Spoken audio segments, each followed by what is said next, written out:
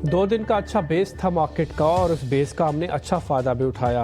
काफ़ी हद तक मैं बोल सकता हूँ कि बैंक निफ्टी ने शॉर्ट्स कवर अच्छा किया है। हम नई सीरीज़ की तरफ जा रहे हैं। आज डेरिवेटिव एक्सपायरी है, कल फिर एक गैप रहेगा, यानी कि नई सीरीज़ की शुरुआत होगी और फिर सैटरडे को आप बजट देखेंगे। तो बजट प्लस डेरिवेटिव एक्सपायरी अगले 48 घंटे के अंदर होने जा रही है। मार्केट 19 के विक्स के आसपास है, तो ये बात तो सच है कि हम शांति से तो नहीं बैठ पाएंगे, लेकिन ये बात भी उतनी सच है कि हमने रिकवरी तो की है, लेकिन कोई मेजर रिकवरी अभी नहीं आई है। ग्लोबल मार्केट्स में ज़्यादातर बाजार बंद हैं, जो बाजार खुले हैं वहाँ से संकेत अभी तक तो खराब नहीं है। मैं और आशीषा साथी अभिषेक अगले 2.5 घंटे आपके साथ बने रहेंगे, मेहमानों को जोड़ लेंगे और कोशिश करेंगे जो अगले 48 घंटे में घटने जा रहा है उससे पहले क्या किया जाए। बजट, डेरिवेटिव एक्सपायरी, फिर यूएस का कुछ डाटा आना है, फिर अगले हफ्ते आरबीआई की पॉलिसी है। तो कहने का मतलब है कि आप एक से निकलेंगे दूसरी जगह पे पहुंचेंगे और इस सब के सब मार्केट पे अपना थोड़ा थोड़ा रिएक्शन तो देंगे ही देंगे। ऑल्दो आपको जो एक काम करना है वो ये काम करना है कि इस बजट की पूरी कवरेज को हमारे साथ देखना है, क्योंकि हमने बड़ी मेहनत करके इन सभी गेस्ट को आपके लिए जोड़ा है। ऐसे जोड़ा है कि आपको क्लटर नहीं दिखेगा, आराम से सारे गेस्ट अपनी बात कर पाएंगे। हमारा ये मानना है कि ज़्यादा मत दिखाओ बट काम का दिखाओ। अगर आप काम का दिखाते हैं तो वही आपके भी काम आएगा, ज़्यादा तो आपके भी काम नहीं आएगा। इसलिए कॉर्पोरेट, मार्केट के fundamental analyst, technical analyst, derivative analyst और इकोनॉमी को समझने वाले, टैक्स को समझने वाले, ये सब के सब हमने अपने साथ जोड़े हैं। इसकी एक मेगा कवरेज आप बजट डे वाले दिन देखेंगे। इनफैक्ट थोड़ी थोड़ी शुरुआत हमने अभी से कर दी है, लेकिन आज हम जो कार्यक्रम की शुरुआत कर रहे हैं वो 4 विंडोज़ के साथ हमेशा की तरह कर रहे हैं। पहली विंडो में आपको ग्लोबल मार्केट के संकेत दिखेंगे और फिर दूसरे विंडोज़ में आपको दूसरे ट्रिगर्स आ जाएंगे, जैसे कि यूएस फेड में ब्याज दरें में नहीं किया किसी तरह का कोई बदलाव, लेकिन इंडिकेशन ज़रूर दिया इकोनॉमी के बेहतर होने का।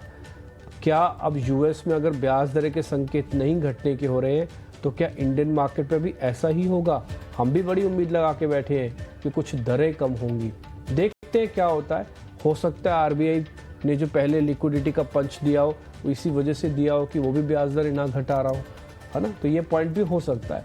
जनवरी सीरीज़ की आज एक्सपायरी है। निफ्टी पे अब तक करीब 70% का रोल ओवर हो चुका है। It's a good roll over मैं बोलूँगा, और रोल ओवर की इंपॉर्टेंस मैं आपको आगे चल के बताऊँगा कार्यक्रम में। बजाज फाइनेंस, टाटा मोटर्स के अनुमान के मुताबिक नंबर्स रहे हैं।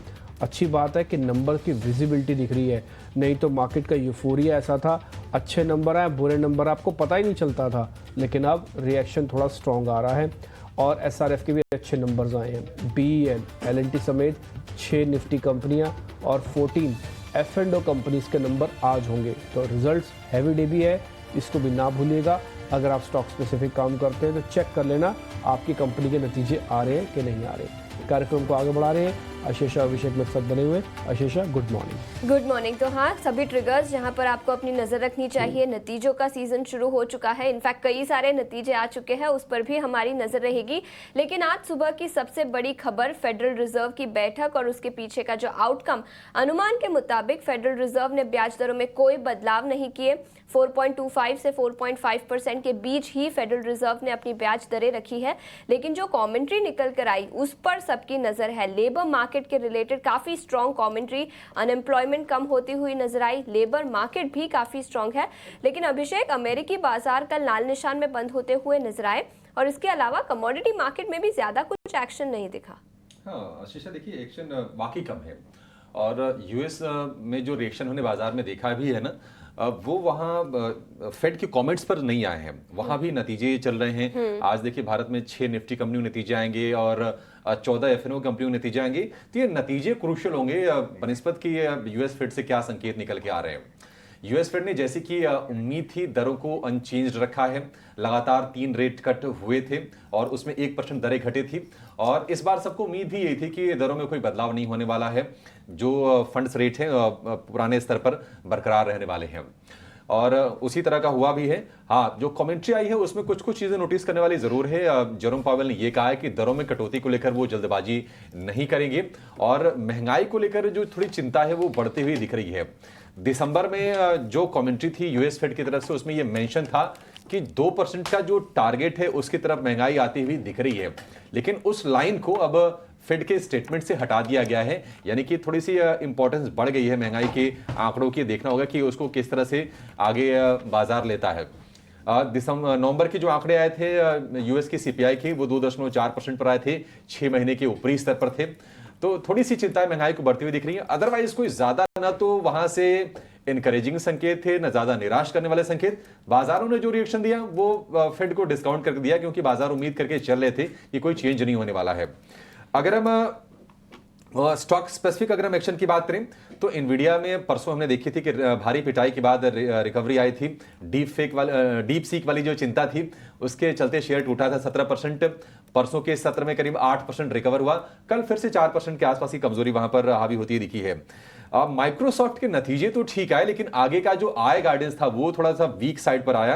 तो 4% से ज्यादा माइक्रोसॉफ्ट के शेयर में भी हमने गिरावट देखी है। और आफ्टर मार्केट टेस्ला के शेयर में हमने देख रहा है कि 4% की अच्छी मजबूती के साथ यहां पर कारोबार होता हुआ दिखा।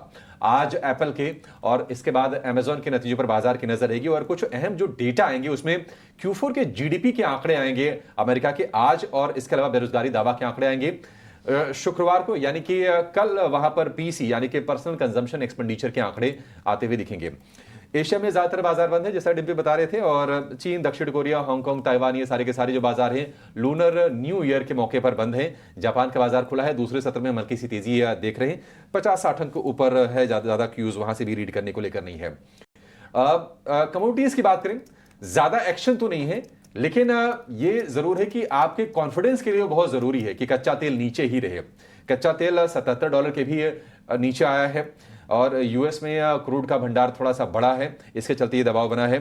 डॉलर में बॉन्ड यील्ड में थोड़ी सी मामूली सी, ज्यादा चिंताजनक चीज वो नहीं है, रिकवरी आई है, उसके चलते सोने पर थोड़ा सा प्रेशर है। हालांकि भाव अभी भी $2770 के आसपास ही है।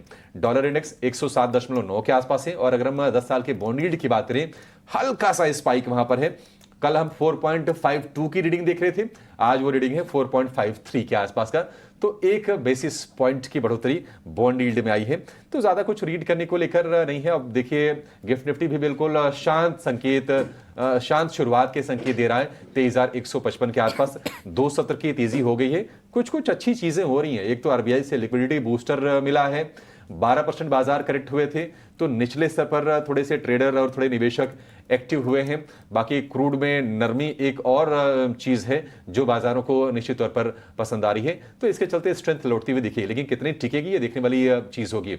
हाँ, जैसे कि हम कल भी डिम्पी से पूछ रहे थे कि क्या एफआईज की लॉन्ग होल्डिंग बढ़ी है, तो लॉन्ग होल्डिंग बढ़ती हुई दिख रही है, लेकिन जो कैश में बिकवाली का जो आंकड़ा है वो लगातार बरकरार है। कल भी 2,500 करोड़ रुपए के आसपास की सेलिंग की ही फिगर आए हैं। लेकिन डिम्पी ये बताइए कि लॉन्ग होल्डिंग क्या कल आप बता रही थी कि 22% के आसपास है, 24%, वो आज कितनी है? 24%। अच्छा, ठीक है। हाँ, तो कल भी 24% थी, आज भी 24% है। किसी तरह का कोई बदलाव नहीं है लॉन्ग होल्डिंग्स के अंदर। एक चीज़ मैं डाटा के ही बेसिस पर बोल देता हूँ, इस समय मार्केट बहुत ही अपने नाजुक दौर से गुजर रहा है। एक्चुअली में हमने ठीक इवेंट से पहले कुछ हद तक डेरिवेटिव एक्सपायरी की हेल्प लेके रिकवरी की है। ये रिकवरी बड़ी इंपॉर्टेंस रखती है। आपको लग रहा होगा कि क्या पॉइंट्स पे रिकवरी है, अभी भी हम स्ट्रगल कर रहे हैं। यस, आप स्ट्रगल कर रहे हैं, इसमें कोई दो राय नहीं है, बट ये रिकवरी की इंपॉर्टेंस इतनी है कि आपका ब्रेक लग गया गिरावट पे। आप बहुत तेज़ी से फिसल रहे थे, बहुत तेज़ी से, उस पर कम से कम ब्रेक लगा है। मैं पहले रोल ओवर के नंबर के साथ एफआईज के नंबर पर जोड़ दूंगा। निफ्टी का जो रोल ओवर है इस समय करीब 70% है, और बैंक निफ्टी का रोल ओवर है 72% है। एवरेज निफ्टी का रोल ओवर करीब 78% चला जाता है, और बैंक निफ्टी का 81-82% तक चला जाता है। तो ये आज भी हो जाएगा। ये रोल ओवर की जो नंबर अभी आप अपनी स्क्रीन पर देख पा रहे हैं, ये इंडिकेट करने के लिए बहुत अच्छे हैं कि इस बार की पोजीशंस और आने वाले मंथ की जो पोजीशंस है उसमें कहीं भी कोई ड्राइनेस नहीं है। तो मार्केट के अंदर पार्टिसिपेशन हाई है अभी भी, और सभी लोग ये वेट कर रहे हैं कि ये सब जो ट्रिगर्स हैं ये मार्केट के लिए कहीं ना कहीं पॉजिटिव ट्रिगर्स के तौर पर कन्वर्ट होंगे, और उनका फंसा हुआ माल या फिर जो खरीद रहे हैं माल उसका उनको बेनिफिट होगा। और इंडियन मार्केट्स अभी भी बुल फेज से बाहर नहीं निकला, ये सबका मानना है। इसलिए रोल ओवर थोड़ा हाई हुआ है। इस रोल ओवर के अंदर दो चीज़ें चेक की जाती हैं कि नेगेटिव हुआ है कि पॉजिटिव हुआ है। नेगेटिव होने के चांसेस थोड़े से कम लग रहे हैं। अब 2 दिन से शॉर्ट कवरिंग काफ़ी अच्छी आई है। एक बार मैं प्रोड्यूसर साहब को बोलूँगा एक बार ज़रा फिर से निफ्टी का और बैंक निफ्टी की फ्यूचर वाली प्लेट दिखाना जिसमें ओपन इंटरेस्ट लिखा है, वहाँ पर आप देखेंगे माइनस का ओपन इंटरेस्ट काफ़ी अच्छे से लिखा हुआ दिखेगा। इसका मतलब देखिए 40% है निफ्टी का, और मैंने कल भी आपको दिखाया था। पहले इसके लिए हम तरस गए थे, 2-3% भी नहीं आता था, अब 40% आ रहा है। ठीक है, डेरिवेटिव एक्सपायरी है। इसका फ़ायदा ये हो रहा है कि आप शॉर्ट्स को ना अच्छे से कवर कर रहे हो, जिसको हम शॉर्ट स्क्वीजिंग कहते हैं डेरिवेटिव्स में। तो शॉर्ट स्क्वीजिंग हो रही है, शॉर्ट कवरिंग हो रही है, तो आपका जो मंदी वाला माल है वो अगले महीने में नहीं जा रहा। आप इस मंथ वाले नेगेटिविटी को यहीं सेटल कर रहे हो और अगले मंथ में पॉजिटिविटी को लेके जा रहे हो। पॉजिटिविटी कैसे पता लगी? रोल ओवर से पता लगी, है ना। अब अगले मंथ में पॉजिटिव हो तो उसका अगले मंथ का डाटा चेक करा हमने, तो फैब कॉन्ट्रैक्ट्स के अंदर लॉन्ग पोजीशंस बन रही हैं। इसका मतलब ज़्यादातर चीज़ें यहीं सेटल हो रही हैं। इसलिए मैंने बोला एक नाजुक दौर से चल रहा है। अगर मार्केट में अच्छे अच्छे ट्रिगर्स आते हैं तो ये फ्रेश लॉन्ग के बहाने उड़ा के लेके जाएगा, और अगर नहीं आते हैं, ट्रस्ट में 19 का विक्स और अगले मंथ के अंदर जो ट्रांसफ़र हो रहा है ये सब वापस आ जाएंगे। आप फिर से पैनिक लो को ट्रांसफर हिट करेंगे। ध्यान रखिएगा, अभी भी हम खतरे के दौर से बाहर नहीं निकले हैं। मैं वापस एफआईज पे आ जाता हूं क्योंकि मैंने रोल ओवर के नंबर्स आपके साथ जोड़ दिए। एफआईज की होल्डिंग में जो 24% है उसमें किसी तरह का कोई बदलाव नहीं है। एक चीज़ में बदलाव हुआ है वो है डीआईएस की होल्डिंग का। कोई कल्पना कर सकता है कि डीआईएस के पास कितना माल होगा? 61% लॉन्ग। मैंने पिछले 2-2.5 साल में 2-1 साल में करीब इतनी बड़ी होल्डिंग्स एफआईज की इस डीआईएस की इस जगह पर पे नहीं देखी है।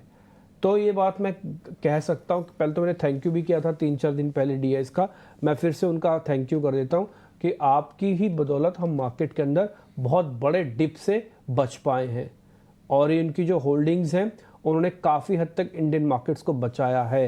लेकिन ये बात भी सच है कि एफआईज की इम्पोर्टेंस अभी भी इंडिया में बहुत ज़्यादा है।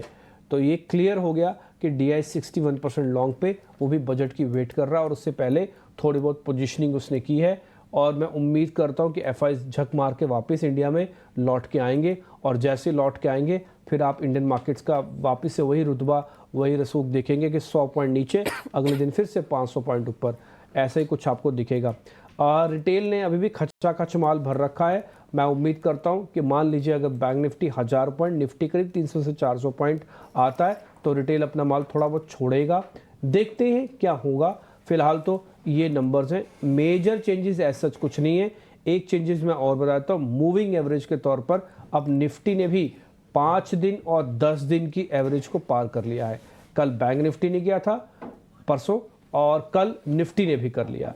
तो ये अच्छा साइन है, बट अभी भी हम 20 डे और 200 डे को देख रहे हैं। 20 डे की इंपॉर्टेंस ट्रेडिंग की होती है और 200 डे की इंपॉर्टेंस इन्वेस्टर्स की होती है। बिल्कुल, तो ये कुछ लेवल्स और एफआईआईज और डीआईआईज की होल्डिंग पर हमने चर्चा की, लेकिन इसके अलावा निफ्टी की बात करें तो याद रखें कल काफ़ी अच्छी रिकवरी दिन के निचले स्तर से दिखी और एंड ऑफ द डे तक 200 अंकों की तेजी के साथ 23,150 के पार बंद होते हुए नजर आए। और कल ही हम चर्चा कर रहे थे 22,800 और 23,000, ये दो इंपॉर्टेंट लेवल्स रहेंगे जो टूटने नहीं चाहिए। डिम्पी, अब किस तरह की रणनीति बनानी चाहिए 23,150 के पास? और आज तो सपाट ओपनिंग के ही संकेत निकल कर आ रहे हैं। ये अच्छा साइन है कि सपाट ओपनिंग है, क्योंकि अगर आप जस्ट आधा घंटा पहले देखते तो गिफ्ट निफ्टी लाल निशान में था। तो ये पॉइंट तो ठीक है कि आप अभी आज ओपन अच्छा कर रहे हैं। दूसरा पॉइंट, क्या आपने रेजिस्टेंसेस को पार किए हैं? कोई भी एक मेजर रेजिस्टेंस जिसको पार किया है? नहीं। आपने 2 हिस्सों में काम करते हो, पहला या तो रेजिस्टेंस को पार करते हो या तो सपोर्ट को बचाते हो। तो मैं बोलूँगा अभी आपने सपोर्ट को बचाने वाले काम किए हैं। आपने 23,000 को बचाया, वहाँ पे बैंक निफ्टी ने 49,000 को बचाया, बट रेजिस्टेंस पार नहीं हुआ। जो लोग आपको बार बार परेशान करते हैं, जो लोग आपको बार बार डिस्टर्ब करते हैं, वो अभी भी आपके कमरे में बैठे हैं और आप पढ़ नहीं पा रहे हो। तो आप उनको कमरे से बाहर निकालो, तब आप पढ़ पाओगे। अभी वो वहीं बैठे, बस आपने क्या किया, उनको थोड़ा डांट दिया और चुप करा के बिठा दिया, इतना ही हुआ है। वो शरारती तत्व अभी भी उसी कमरे के अंदर ही बैठे हैं। तो थोड़ा आप उनको बाहर कीजिए, फिर आप अच्छे से सुकून से पढ़ पाएंगे। ये एक एग्जांपल के तौर पर मैं आपको बता रहा हूँ निफ्टी के अंदर एग्जैक्टली क्या हो रहा है। शॉर्ट कवरिंग सिर्फ चुप कराना होता है। शॉर्ट कवरिंग का मतलब ये नहीं है कि आप बहुत अच्छे से जगह पर आ गए हैं, बट फिर भी मैं मानूंगा कि लेवल्स की इंपॉर्टेंस है। तो आपको 22,900, 23,000 का आप इंपॉर्टेंट सपोर्ट समझना चाहिए। मेरे हिसाब से 22,700-600 वाली रेंज एक पैनिक बॉटम ऑलरेडी कन्वर्ट हो चुके हैं। पिछले 3 दिन में हमने जो सपोर्ट क्रिएट किए हैं उसका बेनिफिट ये हुआ है कि हम पैनिक बॉटम की तरफ नहीं बढ़ेंगे। बट एक चीज़ का ध्यान रखना, 19 का विक्स अभी भी है, होने को कुछ भी हो सकता है, बट फिर भी इतनी मेहनत करके आए हैं। DIs की होल्डिंग आई है, FIs की होल्डिंग थोड़ी स्टेबल हो गई है, तो ये सब इंडिकेट करता है कि जल्दी जल्दी अब हम पैनिक लोज नहीं बनाएंगे जैसे पहले बनाते थे, है ना, कि एक ही दिन में गिर गए, वापस से थोड़ा चले फिर गिर गए। अब ऐसा नहीं हो रहा 2 दिन से, आप देख रहे होंगे, थैंक्स टू डेरिवेटिव एक्सपायरी जो बहुत समय पर इस बार हमको पड़ी है। दूसरा पॉइंट, क्योंकि हम 5 दिन और 10 दिन की मूविंग एवरेज के ऊपर आ गए हैं, तो एक स्ट्रांगनेस का, एक बिलीव का हमें क्वेश्चन देता है। एक पॉइंट मैं आपके सामने और रखना चाहता हूँ, वो है इसका 20 डे का एवरेज। वो एक बार ज़रा अच्छे से पार हो जाए तो फिर आपको बढ़िया होगा। मैं एक लेवल आपको बता देता हूँ, 23,350 अगर ये अच्छे से पार हो जाता है और आज में या कल तक में पार हो जाता है, तो आप बजट को अच्छे से एंजॉय करोगे, इसमें कोई दो राय नहीं है। अगर नहीं होता तो डर का माहौल तो खैर जो है सो बना ही हुआ है। मेरे पास कुछ ज़्यादा पॉइंट्स है नहीं, क्योंकि डाटा में कुछ ज़्यादा चेंज हुआ नहीं है, इसलिए मैं आपको कुछ ज़्यादा ड्रैग नहीं करूँगा इसके अंदर। बैंक निफ्टी के अंदर एक चीज़ मैं ज़रूर बताता हूँ, इसका पुट कॉल रेशियो PCR एक बार दिखाना, वो इसका 1 से पार हो गया है।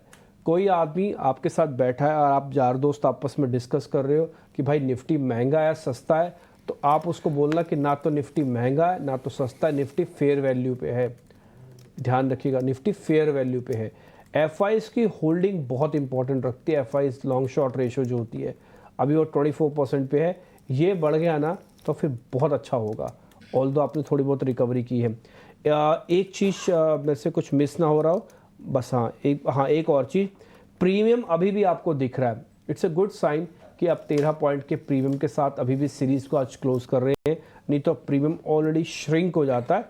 बैंक निफ्टी में तो डिस्काउंट है बाकायदा, बट इसमें अभी भी प्रीमियम श्रिंक नहीं हुआ। तो मैं उम्मीद करता हूँ जैसे कल IT चला, ऐसे कुछ ना कोई और सेक्टर चलेगा और कुछ लीडरशिप भी आएगी, वो थोड़ी एब्सेंट है। ये सारे पॉइंट्स मैंने क्लब करके आपको बता दिए कि इस समय निफ्टी का क्या स्ट्रक्चर है।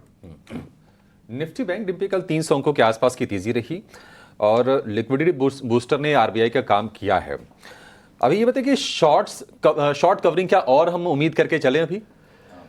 देखिए, शॉर्ट्स की कवरिंग की भी अपनी एक मर्यादा है। जैसे मैं कई बार कहता हूं कि आप जितने भी शॉर्ट, मान लीजिए क्लास में, मैं वही एग्जांपल को वापस बोलता हूं कि आपके कमरे में 5 बच्चे बैठे जो बड़े शरारती हैं, आपने उन 5 बच्चों को चुप करा दिया, चुप करके बैठो, अब आप शोर नहीं मचाओगे, मेरे को पढ़ने दो, तो आपने 5 बच्चों को चुप करा दिया।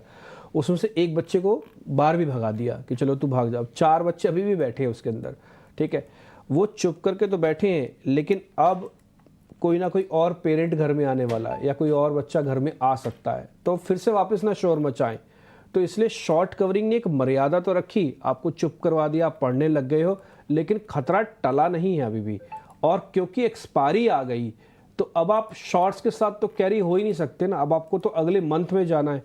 जब आप अगले मंथ में जाते हो, आप सिर्फ 2 काम करते हो, या तो अपने मंथ के कॉन्ट्रैक्ट अगले मंथ में ले जाओगे, या तो इस मंथ के कॉन्ट्रैक्ट यहीं काट जाओगे। इसके अलावा तीसरा रास्ता ही नहीं है, 2 ही रास्ते हैं, या तो यहीं सेटल करो या तो अगली बार ले जाओ।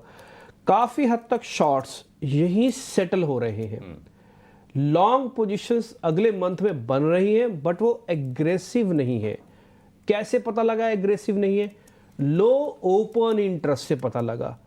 इस बार हम जो सीरीज ट्रांसफर कर रहे हैं वो लाइट सीरीज ट्रांसफर कर रहे हैं, हैवी सीरीज ट्रांसफर नहीं कर रहे हैं। दूसरा पॉइंट और कैसे पता लगा कि अच्छा ये हम पॉजिटिव रोल ओवर तो कर रहे हैं, वो है रोल ओवर के नंबर इटसेल्फ। 72% का रोल ओवर हुआ है, कम नहीं होता 72% का रोल ओवर, और आज 80% को पार हो जाएगा। डैट मीन्स लोगों ने जिद नहीं छोड़ी है, मार्केट के अंदर टिके हुए हैं, ये अच्छा साइन है। और ये मैं बोलूँगा संघर्ष का साइन भी है, लेकिन इतनी ज़्यादा उम्मीदें हैं कि वो उम्मीदें अगर खरी नहीं उतरी तो फिर दुख भी होगा। ये कैसे पता लगा कि उम्मीदें बहुत ज़्यादा हैं? ये विक्स से पता लगा, क्योंकि तो फियर और ग्रीड का इंडिकेटर है, ठीक है, तो विक्स से पता लगा। तो कुल मिला के मेरी कहने की बात यह है कि आप जहां तक आप आए हो, आपने शॉर्ट कवरिंग का सवाल पूछा, शॉर्ट कवरिंग खत्म हो चुकी है, अब नई पोजीशन से ही काम चलेगा। आप शॉर्ट कवरिंग के बेसिस पर 1000 पॉइंट निफ्टी को चला के आए हो, मेरे हिसाब से कम 2500 पॉइंट चलना चाहिए था, तो शॉर्ट कवरिंग मेरे हिसाब से कमज़ोर रही। बट मैं एक मानता हूं कि सीरीज का जब बदलाव होता है आपको मैं अच्छा अभी आपको मैंने वो एग्जांपल बता रहा था ना स्टूडेंट वाला, एक तरीका और भी है कि आप उससे बच जाओ, आप अपना कमरा ही बदल दो, आप उस कमरे में मत बैठो जिसमें बच्चे बैठे हुए हैं शरारत करने वाले, आप अपना कमरा बदल दो। तो एक ये तरीका भी हो सकता है कि हमने डेरिवेटिव एक्सपायरी से हम उस मंदी वाले जंक्शन से बाहर निकल के तेजी वाले जंक्शन में आ जाएं। ये कौन आपको उस कमरे से बाहर निकाल के दूसरे कमरे में बिठाएगा? बजट, यूएस के डाटा, आरबीआई की पॉलिसी, ये वो 3-4 सपोर्ट है जो आपको उठा के आपको दूसरे कमरे में ले जाएंगे। बच्चों को हुड़दंग मचाना है, मचाते रहो आप, हम नए कमरे में आ जाएंगे। ठीक, तो कहने का मेरे मतलब ये थोड़ा सा शांति पकड़ो, कॉशियस रखो, बहुत ही नाजुक दौर से गुजर रहे हैं। एक और चीज़ मैं कल भी रिपीट कर देता हूँ, आज फिर से उसी चीज़ को रिपीट करूँगा, आप बजट को खाली सैटरडे वाला मत मानना। इस बार का बजट का जो इम्पैक्ट है वो डिले होगा और थोड़ा एक्सटेंडेड भी होगा। डिले इसलिए हो सकता है क्योंकि एक तो सैटरडे को हो रहा है, नेक्स्ट डे फिर छुट्टी पड़ गई संडे की, और सैटरडे को हो रहा है, मेरे को नहीं पता कि उसमें एफआईज का रोल कितना रहने वाला है। टिपिकली वो सैटरडे संडेज में नहीं आते क्योंकि इवेंट है, तो मैं मान के चलता हूँ उनकी भी एग्रेशन रहेगा। बट एग्रेशन सैटरडे को कैसे रहेगा? 12:30 बजे तक तो मैडम बोलेंगी 3:30 बजे बाजार बंद हो जाएगा, तो 2-2.5 घंटे में कोई आदमी के पास तो पेपर कॉपी भी नहीं आती है कायदे से, तो उसको पढ़ेगा, समझेगा, उस पर मेजर रिएक्शन लेगा, इसलिए उस दिन नहीं होगा। फिर संडे आ जाएगा, उस दिन और नहीं होगा, तो फिर मंडे, ट्यूसडे, वेडनेसडे तक चला जाएगा मामला, और फिर आरबीआई की पॉलिसी भी आएगी, इसलिए थोड़ा डिले इम्पैक्ट आएगा। इस चीज़ को ध्यान रखिएगा। और तो बस सब कुछ ठीक है, सब कुछ चंगा सी टाइप चल ही रहा है, आगे देखते हैं और क्या होता है। अच्छा, डेरिवेटिव एक्सपायरी में कोई भी शेयर एफ एंड बैन वगैरह में नहीं है, ये चीज़ भी आप थोड़ा नोटिस कर लीजिएगा। अब मेरे साथ 2 मेहमान जुड़ रहे हैं, कुणाल परार हैं और किरण जानी हैं। कुणाल, बहुत बहुत शुक्रिया, थैंक यू वेरी मच समय देने के लिए। किरण सर, आपका भी बहुत बहुत शुक्रिया, थैंक यू वेरी मच, आज आपने टाइम निकाला। कुणाल सर, आपसे शुरू करें, जरा निफ्टी बैंक निफ्टी पर आपका टेक। आपको एंड सबको सुप्रभात। एंड कल के दिन में अच्छी खासी मोमेंटम देखने को मिली है। देखी जाए तो 23,160 के अराउंड का क्लोजिंग है, लेकिन अभी भी एक मेन हर्डल तो हमें वहां पे देखने को मिल ही सकता है, जो हम पहले भी बात कर रहे थे 23,400 23,500 का, क्योंकि पहले भी इसी लेवल का रेजिस्टेंस फेस करने के बाद हमें एक डाउनसाइड की मोमेंटम देखने को मिली थी। सो नो डाउट 300-400 पॉइंट की रैली भी बहुत अच्छी रैली है, क्योंकि वहां पे बहुत सारी जो वॉलेटिलिटी है वो कूल ऑफ हो जाएगी। लेकिन मेन हर्डल अगर क्रॉस करता है तो वापस एक बड़ा हर्डल है 200 डीएमए का, जो है 24,000 के अराउंड का है। सो फिलहाल इस लेवल पे 23,400 23,500 के लेवल का एज ए रेजिस्टेंस हमें पकड़ना चाहिए। लोअर लेवल पे अगर बात करूं तो 22,700 22,800 का एज ए सपोर्ट पकड़ना चाहिए। मोटा मोटी फिलहाल जो मोमेंटम है पॉजिटिव साइड की आप पकड़ के चल सकते हो, जिस हिसाब से इन द मनी में शॉर्ट कवरिंग दिखने को मिल रही है। और मैं नेक्स्ट सीरीज की बात कर रहा हूँ, आफ्टर द मनी में लॉन्ग बिल्डअप की पोजीशन देखने को मिल रही है उसके बेस पे। सो एक प्रेजेंट लेवल से भी हम ऊपर की मोमेंटम का एक्सपेक्टेशन रख सकते हैं 23,400 तक का। ठीक है, डन। तो एक काम करते हैं, किरण सर भी आगे हैं, उनका भी जरा स्वागत कर लेते हैं। किरण सर, बहुत बहुत शुक्रिया, थैंक यू वेरी मच समय देने के लिए। आपसे मैं शेयर के साथ शुरुआत करूंगा, अपने आज शेयर्स बता दीजिए। Good morning. Very good morning everyone. So जिस प्रकार से अभी हम देख रहे हैं क्या सेटअप है, कहीं ना कहीं लार्ज कैप स्टॉक्स के अंदर हम डेफिनेटली बाइंग पोजीशन देख सकते हैं। साथ ही साथ हमें लग रहा है कि आईटी क्षेत्र में जहाँ पे अच्छी खासी प्रॉफिट बुकिंग आ गई थी, अब नीचे के लेवल से वहां से भी हम एक रिकवरी पॉइंट देख रहे हैं। तो लार्ज कैप में पहले तो मेटल सेक्टर की हम बात कर ले तो टाटा स्टील हमें काफी अच्छा लग रहा है। डेली प्राइस पॉइंट पे अगर आप देखोगे तो multiple bullish reversal candlesticks pattern हमें डेली चार्ट के ऊपर देखने को मिल रही है। स्टॉक काफी दिनों के बाद 20 दिन की मूविंग एवरेज के ऊपर भी आया है। बेरिश जोन में से न्यूट्रल जोन में उनके मोमेंटम इंडिकेटर प्लेस्ड है और कहीं ना कहीं वहां पे बुलिश डाइवर्जेंस भी हमें देखने को मिल रहा है। तो टाटा स्टील हमारा पहला पिक रहेगा, not only for the intraday, but आप 2-3 दिन का नजरिया रख के टाटा स्टील लॉन्ग कीजिए। 144 के हमारे टारगेट रहेंगे and 122 as a stop loss हमें मेंटेन करना है टाटा स्टील के अंदर। नेक्स्ट जो कॉल रहेगा वो आईटी में से रहेगा इन्फो एज, naukri.com। अगर आप इन्फो एज का चार्ट देखोगे तो कहीं ना कहीं एक अच्छे खासे रनअप के बाद 9,200 से एक प्रॉफिट बुकिंग हमने देखा। 9,200 से स्टॉक फिसलता हुआ 7,000 तक के लेवल पे आया। अब यहाँ पे 200 दिन की मूविंग एवरेज का उसने सपोर्ट लिया और यहाँ पे भी आप कैंडलस्टिक्स पैटर्न वाइज या तो मोमेंटम इंडिकेटर वाइज देखोगे तो बुलिश सेटअप यहाँ पे देखने को मिल रहा है। एक रिवर्सल पैटर्न डेफिनेटली यहाँ पे पैन आउट होगी। तो एक 7600 के टारगेट के लिए हम naukri.com बाय करेंगे करंट मार्केट प्राइस से। 7390 एज स्टॉप लॉस हम मेंटेन करेंगे। सो naukri.com एंड टाटा स्टील हमारी तरफ से प्रिफर्ड बाय रहेंगे। ठीक है, इन्फो एज यानी कि नौकरी.com और इसके अलावा टाटा स्टील में खरीदारी की सलाह। टाटा स्टील के लिए जो टारगेट होगा 144 रुपए का होगा। ये 2 शेयर होंगे खरीदारी के लिए। टाटा ग्रुप से एक और शेयर फोकस में रहने वाला है, वो है आज टाटा मोटर्स का, क्योंकि नतीजे कमजोर आए हैं और मार्जिन पर भी हमने प्रेशर देखा है। तो जो क्या नीचे से जो थोड़ा सा पुलबैक आ रहा था, क्या वो फिर से बिकवाली में तब्दील होगी, इस पर आगे हम चर्चा करेंगे, नतीजों पर विश्लेषण भी हम करेंगे। लेकिन कुणाल जी, गुड मॉर्निंग। आप बताइए आपके स्टॉक्स कौन से होंगे आज के लिए? दो स्टॉक है, उसमें से दोनों देखने जाए तो टाटा ग्रुप के ही है। ऑलरेडी किरण जी ने टाटा स्टील की बात की है, मैं टीसीएस की बात कर लेता हूँ। बहुत ही बढ़िया सपोर्ट के साथ ट्रेड कर रहे हैं। आप देखिए ये मार्केट में भी उतना नहीं गिरा है जितना स्टॉक गिरना चाहिए और अच्छी खासी मजबूती पकड़ के रखा है। कई दिनों से एक रेंज बाउंड मोमेंटम है, लेकिन लोअर रेंज से फिलहाल स्टॉक बाउंस बैक देने की कोशिश कर रहा है। तो मुझे लग रहा है कि आने वाले दिनों में एक अच्छी खासी मोमेंटम आपको देखने को मिलेगी। टीसीएस खरीदारी करके चलने की सलाह है 4000 के एसएल के साथ। टारगेट की बात करें तो 4175 पहला टारगेट होगा एंड जैसे ही वो ब्रेक होता है ऊपरी लेवल पे 4300 का दूसरा टारगेट भी हमें देखने को मिल सकता है। नाउ दूसरा जो स्टॉक है वो ट्रेंट है। एक अच्छी खासी रैली स्टॉक में हमें देखने को मिली है। परसों देखने जाए तो हैमर कैंडलस्टिक्स फॉर्मेशन बनाया था, उसके बेस पे कल फॉलोअप मोमेंटम भी देखने को मिली है, लेकिन वीकली चार्ट पे अच्छा खासा सपोर्ट भी लिया हुआ है। जो रिसेंटली बॉटम बनाया है वो पहले जो बॉटम बनाया है उसका ही सपोर्ट है कि स्टॉक ने एक अच्छी खासी रैली दिखाई है। सो एक अच्छी खासी मोमेंटम एक्सपेक्ट कर सकते हैं। खरीदारी करके चलने की सलाह है 5400 के एसएल के साथ। टारगेट की बात करें तो 5800 का पहला टारगेट है एंड जैसे ही वो ब्रेक होता है ऊपरी लेवल पे 6100 तक के भी लेवल आपको देखने को मिल सकते हैं, यानी 9 से 10% की रिटर्न आप ट्रेंड में एक्सपेक्ट कर सकते हो। या ट्रेंड पर खरीदारी की राय 5800 तक के लेवल्स नजर आ सकते हैं। स्टॉक स्पेसिफिक आइडियाज हमने आपको बताए, लेकिन नतीजों के दम पर कौन से स्टॉक्स फोकस में रहेंगे ये बताने के लिए अब हमारे साथ शरद जुड़ चुके हैं। शरद, बताएं किस तरह के नतीजे आए। कई सारे ऑटो सेक्टर के नतीजे दिखे, इसके अलावा बीएफएसआई सेगमेंट के भी कई नतीजे रहे। जी बिल्कुल आशीषा, सबसे पहले जो है बजाज फाइनेंस पे फोकस करते हैं। Largely inline set of numbers आया है, लेकिन जो आउटलुक है वो बुलिश देखने मिल रही है। इंटरेस्टिंगली मैं बता दूं, नेट इंटरेस्ट इनकम जो इनलाइन आया था, प्रॉफिट की बात करें तो बेटर देन एस्टिमेट्स आया था, और एसेट क्वालिटी है वो भी स्टेबल था बजाज फाइनेंस का। इंटरेस्टिंगली जो सबसे पॉजिटिव चीज़ जो कॉन कॉल से बाहर आता है वो आता है कि जो आउटगोइंग एमडी हैं वो कंपनी के साथ जुड़े रहेंगे कोई और कैपेसिटी के साथ, और उनका जो रेजिग्नेशन का जो दिन है जो ख़त्म हो रहा है पोस्ट, वो मार्च 2025 को हो रहा है। तो ये जो है सबसे पॉजिटिव चीज़ जो है कॉन कॉल से निकल के आई थी। निम्स भी स्टेडी थे कंपनी के। इसके अलावा टाटा मोटर्स की बात करें, रेवेन्यू इनलाइन था बट ओवरऑल कमज़ोर नंबर्स देखने मिले थे।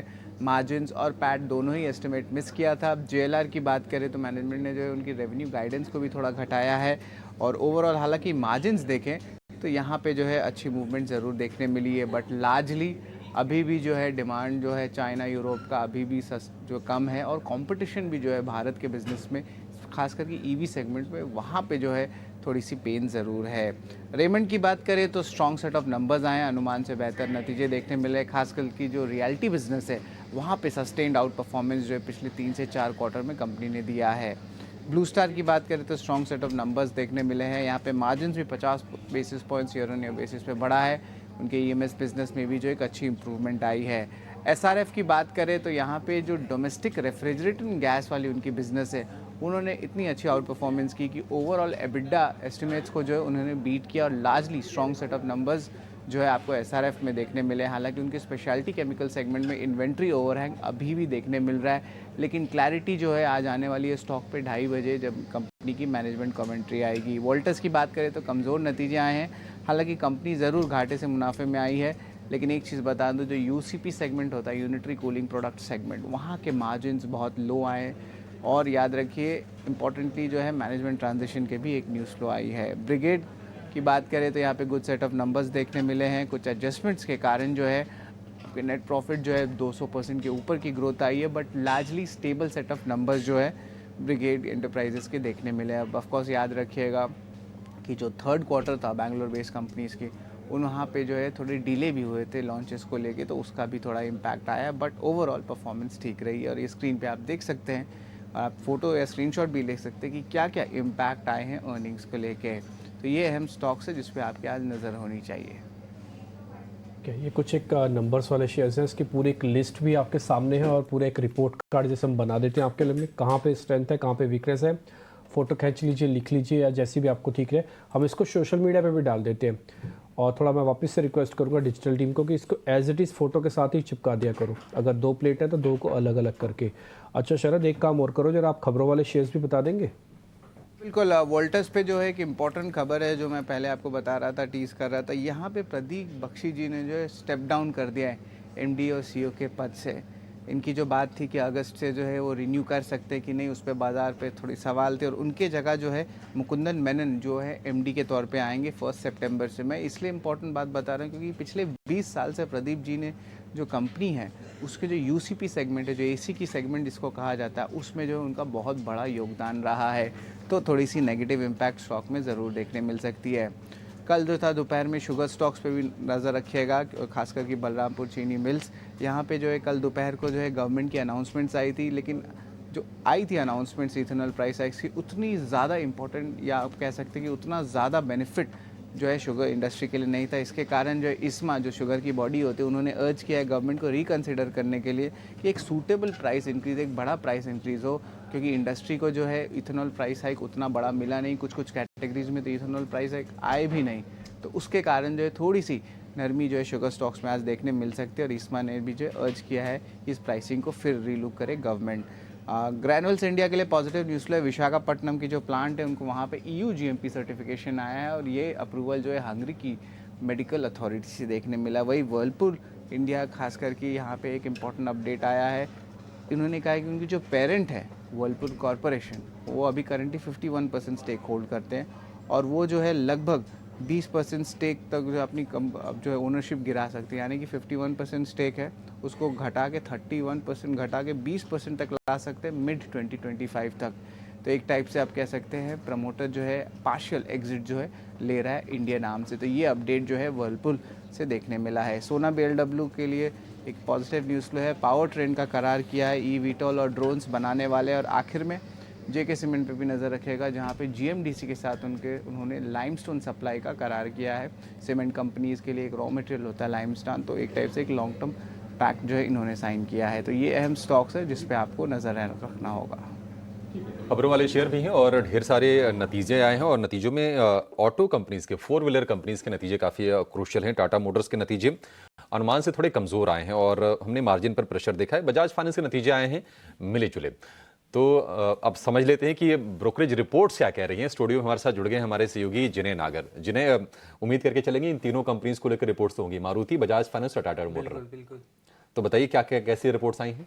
जी, तो शुरू करते हैं बजाज फाइनेंस से। बजाज फाइनेंस पे देखेंगे तो बर्नस्टीन की रिपोर्ट है। उन्होंने अंडर परफॉर्मेंस रेटिंग मेंटेन किया। जो टारगेट प्राइस है वो है 6,400 रुपये का। उनका मानना है कि जो क्रेडिट कॉस्ट गाइडेंस थी उससे हायर साइड पे हमें देखने मिले, जिसकी वजह से उनका अंडर परफॉर्मेंस का रेटिंग मेंटेन है। इसके अलावा मारुति सुजुकी की बात करेंगे, जेफरीज की रिपोर्ट है। होल्ड रेटिंग बरकरार रखे। जो टारगेट प्राइस है वो है 11,300 रुपये। उनका मानना है कि जो आगे चलकर EPS का एस्टिमेशन है उनका अनुमान उन्होंने 2% से कम किया। जो वॉल्यूम ग्रोथ का गाइडेंस है आगे चलकर जो जेफरीज पेंसिलिन कर रहा है वो है 6% आगे आने वाले 3 सालों के लिए। इसके अलावा CLSA ने भी रिपोर्ट दी, आउट परफॉर्मेंस रेटिंग दी। उनका जो टारगेट प्राइस है वो है 13,446 रुपीज़। इसके अलावा टाटा मोटर्स की बात करेंगे तो नुवामा ने रेड्यूस रेटिंग मेंटेन रखी और जो टारगेट प्राइस है वो है 720 रुपये।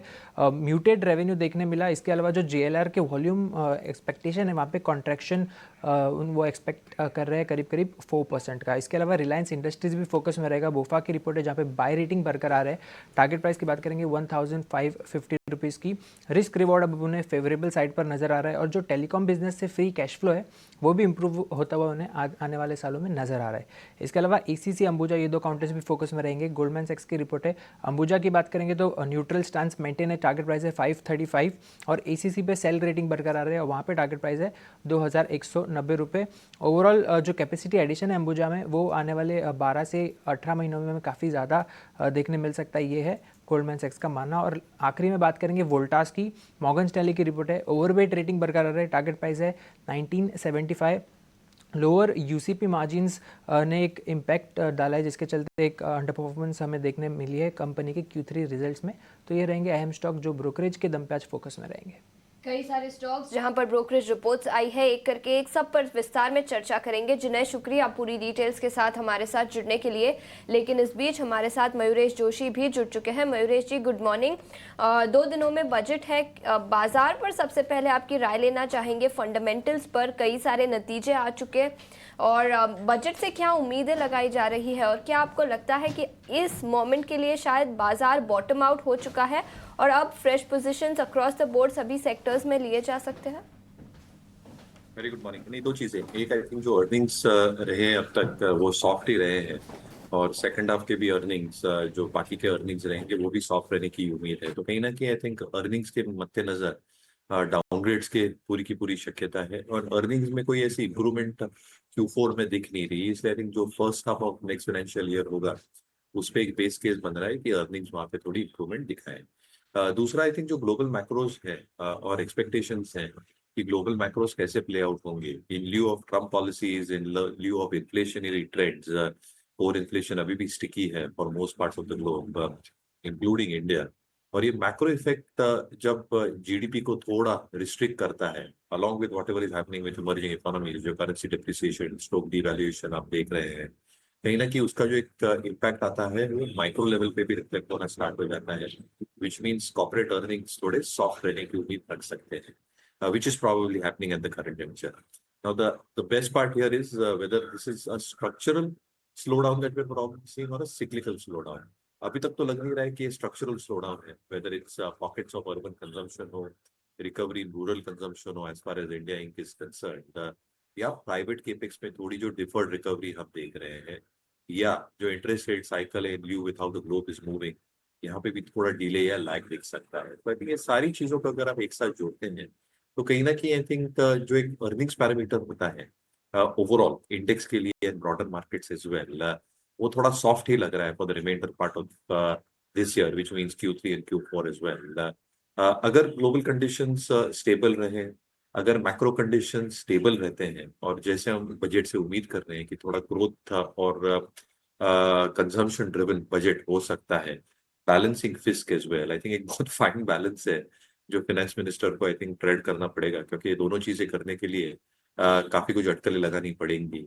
और इसको मद्देनजर रखते आउटसाइड द बजट क्या स्कोप मिल सकता है। आरबीआई ने जो लिक्विडिटी मेजर्स अडॉप्ट किए एज एन एग्जांपल, और something which can boost private capex as well as consumption to a certain extent, ये शायद फर्स्ट हाफ की अर्निंग्स को एक बेस केस सिनेरियो में एक स्थिरता दे सकता है। तो कहीं ना कहीं मुझे लगता है आई थिंक ये मार्केट्स में जल्दबाजी नहीं करनी चाहिए। Let's wait for what the budget has to deliver, बाकी के अर्निंग्स कैसे आते हैं। तो this year largely will be a very very sector and stock specific. काफ़ी सॉफ्ट साल रह सकता है ये नज़रिया, और अर्निंग्स भी अब तक जो तीसरी तिमाही के आए हैं वो काफ़ी म्यूटेड ही रहे हैं। आईटी सेक्टर पर एक टेक्निकल व्यू ले लेते हैं। 2 दिनों की गिरावट के बाद कल निफ्टी आईटी इंडेक्स रिबाउंड करता हुआ नजर आया। कई सारे स्टॉक्स में अच्छी तेजी दिखी, लेकिन एक स्टॉक पर राय लेना चाहेंगे। केपीआईटी टेक, नतीजे और मैनेजमेंट ने गाइडेंस बढ़ाई, उसके बाद करीब 9% की तेजी के साथ केपीआईटी टेक बंद होता हुआ नजर आया।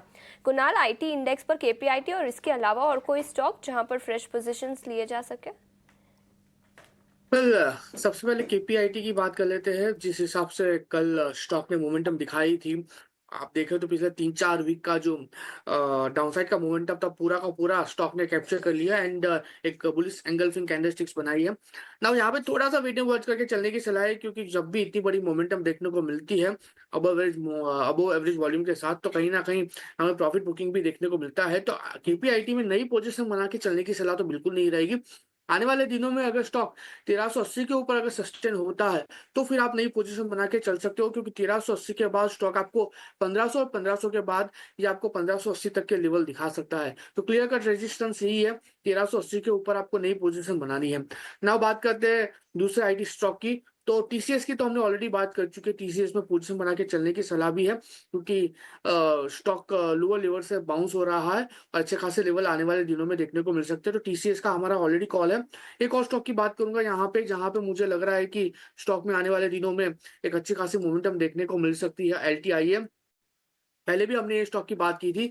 आज फिलहाल ये स्टॉक ने 200 डीएमए का अच्छा खासा सपोर्ट लिया हुआ है। पहले भी 200 डीएमए का सपोर्ट लिया था, और वो सपोर्ट लेने के बाद स्टॉक ने हमें ऊपरी लेवल पे 752 तक के लेवल दिखाए थे। यहाँ पे स्टॉक अगेन सपोर्ट ले रहा है, तो सेम रेप्लिकेट मोमेंटम का एक्सपेक्टेशन हम रख सकते हैं। खरीदारी करके चलने की सलाह है। 5882 के अराउंड का स्टॉक का क्लोजिंग है।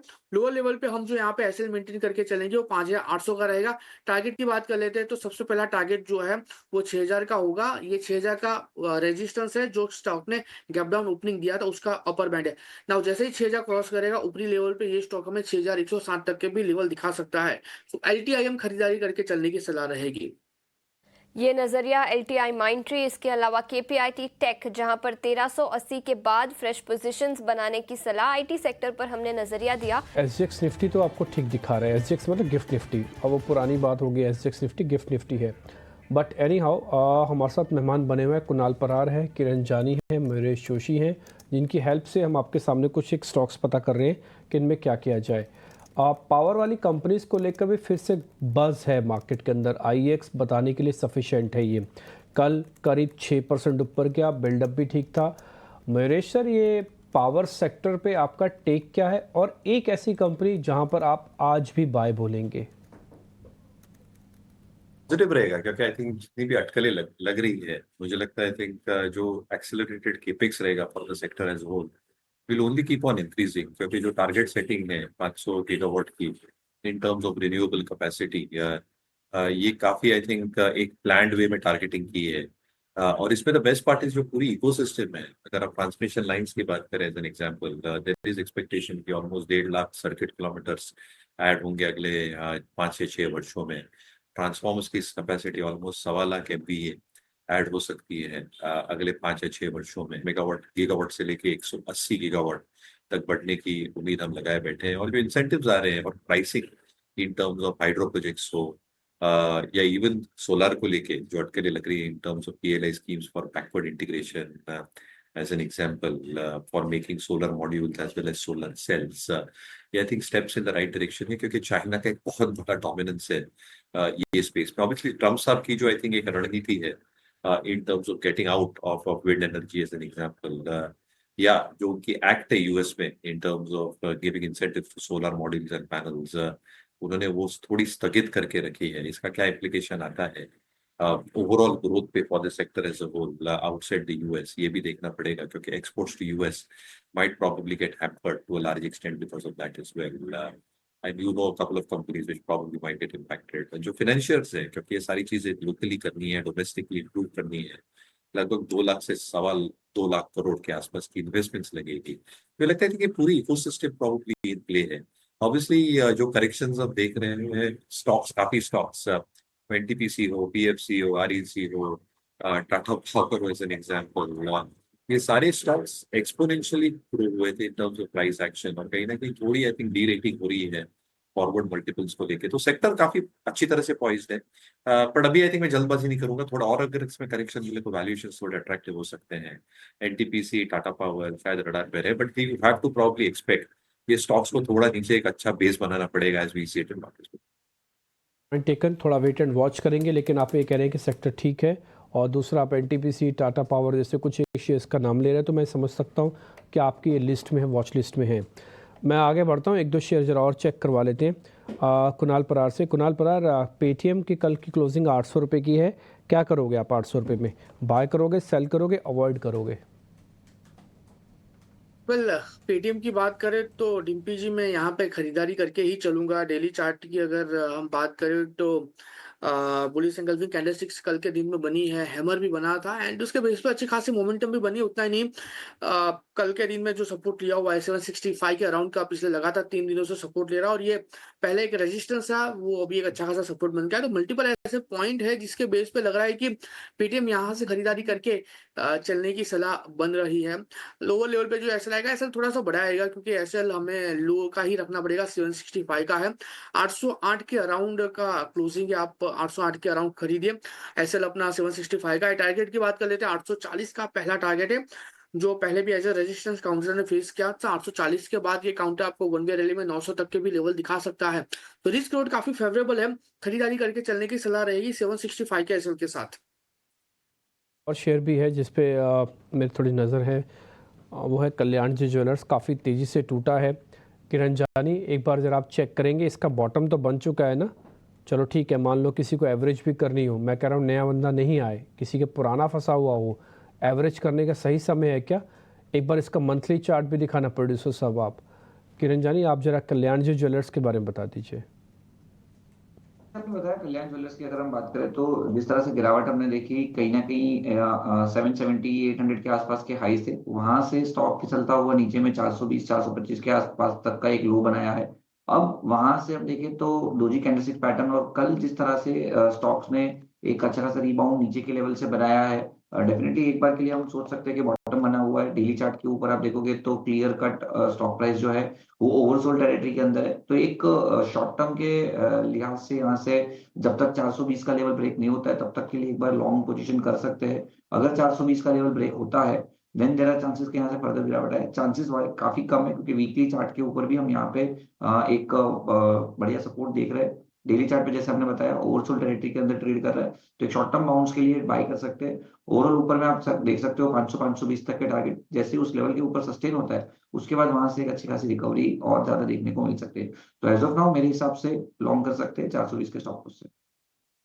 एवरेज कर सकते हो अगर आपके ऊपर के रेट का फंसा हुआ माल है, क्योंकि 30% के आसपास, उससे कहीं ज़्यादा की गिरावट एक मंथ में है, हमने बाकायदा लिखा हुआ है ब्रैकेट में आपके, देखिए। तो आप चाहें तो इसमें अंदर एवरेज कर सकते हैं। ये मैंने किरण जानी से पूछ के आपके सामने रखा। मयूरेश जोशी को एक बार ज़रा वापस से दिखाइएगा। मयूरेश सर, आप बाहर से खाना मंगवाते हैं कि घर में खुद ही कुक करते हैं?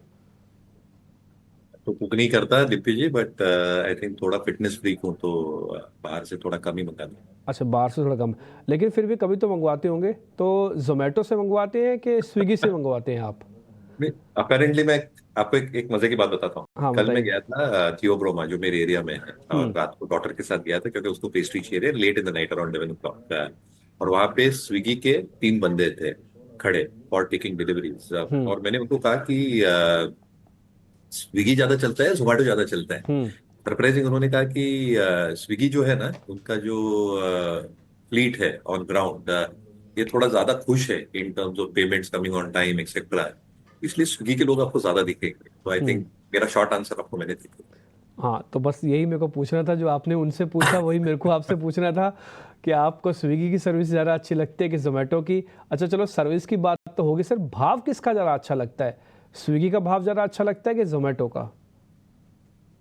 तो I think Dimpy ji, I think दोनों अच्छे खासे चल चुके हैं। Now what is happening is जो जो जोमेटो ने स्ट्रैटेजी अडॉप्ट की है, I think it's a smart strategy in my opinion, क्योंकि अभी जो लिस्टेड स्पेस में है ये स्विगी और जोमेटो है which are having a large market share. आज जो अनलिस्टेड प्लेयर में है उनकी पीयर है Zepto, they are burning cash आज के तारीख में भी। और अमेजोन और रिटेल, रिलायंस रिटेल की हम कितनी भी बात करें, I don't think they will enter on a pan India basis, क्योंकि ये हाई कैश बर्न वाला बिजनेस होता है और इसके लिए काफी समय देना पड़ता है जो स्विगी और जोमेटो जैसे प्लेयर्स ने दिया है। दूसरा, आई थिंक इन्होंने जो स्ट्रैटेजी अडॉप्ट की है कि जो स्टोर एडिशन ये 2000 तक लेके जाने वाले हैं, डार्क स्टोर्स जो 27 एंड तक लेके जाने वाले थे 26 एंड पे करने वाले हैं, इन्होंने एक एक्सेलरेटेड स्ट्रैटेजी अडॉप्ट की है because they got almost 20,000 crores of cash on to their books. कहीं ना कहीं आई थिंक ये कैश डिप्लॉय करेंगे। ऑब्वियसली जो कोहोर्ट्स होते हैं विच प्रोबेबली मींस जो नए स्टोर्स आते हैं which are less than 4 months और लेसर, ये एडिशंस बहुत ज्यादा होने वाली है अगले कुछ महीनों में। इनकी जो कंट्रीब्यूशन मार्जिन रहती है लगभग -8 या -9% रहती है। I think so in the next few quarters Zomato के नंबर्स डेफिनेटली सॉफ्ट रहने वाले हैं। But the strategy that they have deployed now is कि उन्होंने एक जो डाइस है वो स्विगी के कोर्ट में फेंक दिया है कि हमने ये कर दिया है, अभी आप भी करो। और अगर ये कंपटीशन इंटेंसिफाई हो जाती है, the player which will have a maximum number of coverage in terms of dark stores compared to its peers, और अगर प्राइसिंग फिर वापस फेवर में रही in the next few quarters, they will expect a larger gardening of market share to probably take place. तो losses तो given है जोमेटो के बैलेंस शीट के ऊपर, but the strategy smart. Valuations का है, दोनों के वैल्यूएशंस महंगे हैं, Swiggy little bit lesser compare to Zomato. But मुझे लगता है अगर स्विगी वॉक द टॉक करता है in terms of reducing it's losses, deploying the 10,000 crores cash on the balance sheet, शायद स्विगी भी एक अच्छा प्रदर्शन दे सकता है purely based on valuation and price performance. तो एट दिस जंक्चर दोनों अच्छे हैं, स्विगी अ टैड बिट बेटर। दोनों ही ठीक लग रहे हैं। अब एक काम करते हैं, फटाफट जो नतीजे आए हैं और जो खबरों वाले शेयर हैं उस पर वह व्यू ले लेते हैं। गुजारिश करेंगे अपने एक्सपर्ट से कि जवाब थोड़े से ना क्रिस्प रखें, 1-1 मिनट ले सकते हैं। बजाज फाइनेंस से शुरुआत करते हैं और नंबर आए हैं मिले जुले, और एनपीए में हमने थोड़ी सी बढ़ोतरी देखी है और ये एक्सपेक्टेड लाइंस पर ही है। हाल फिलहाल हमने देखा है कि बजाज फाइनेंस के शेयर ने अच्छा परफॉर्म किया है, खास तौर से आरबीआई की तरफ से जो लिक्विडिटी का बूस्टर मिला है शेयर में, उसने थोड़ी नई जान भी फूंकी है। कुणाल जी, क्या भी होगा आपको बजाज फाइनेंस पर? वेल सर, बजाज फाइनेंस की बात करें तो एक अच्छी खासी मोमेंटम बजाज फाइनेंस में रिसेंट डेज में हमें देखने को मिला है। इतना ही नहीं, रिवर्सल भी देखने को मिला है बजाज फाइनेंस में। आप देखिए, तकरीबन तकरीबन एक रेजिस्टेंस के पास आ चुका है। अगर स्टॉक 60,850 के ऊपर सस्टेन होता है तो एक अच्छी खासी मोमेंटम आप स्टॉक में एक्सपेक्ट कर सकते हो, जिसके बेस पे 8,200 तक की भी लेवल ये स्टॉक दिखा सकता है। तो फिलहाल थोड़ा सा वेट एंड वॉच करके चलने की सलाह है। 60,850 के ऊपर स्टॉक सस्टेन होता है, उसके बाद ही हम खरीदारी करके चलेंगे। 850 के ऊपर ही खरीदारी करेंगे। हालांकि नोमुरा की इस पर बाय की रेटिंग है 9,000 रुपए के टारगेट के लिए। इसके अलावा टाटा मोटर्स के नंबर थोड़े से कमजोर आए हैं, मार्जिन पर और मुनाफे पर दबाव आया है, आया है अनुमान के मुताबिक। और उसकी वजह ये कि देखिए, उन्होंने काफी डिस्काउंट्स ऑफर किए थे जब सेल्स हो नहीं रही थी। तो रिड्यूस की रेटिंग है नुआमा की और जेफरीज की अंडर परफॉर्म की रेटिंग है। 660 रुपए के भाव जेफरीज ने दिए हैं और दोनों के दोनों जो ब्रोकरेज के टारगेट हैं उसके भाव के ऊपर फिलहाल शेयर है 750 रुपए के आसपास के प्राइस हैं। मयूरी जी, टाटा मोटर्स दिक्कतों में अभी भी दिख रही है कंपनी आपको?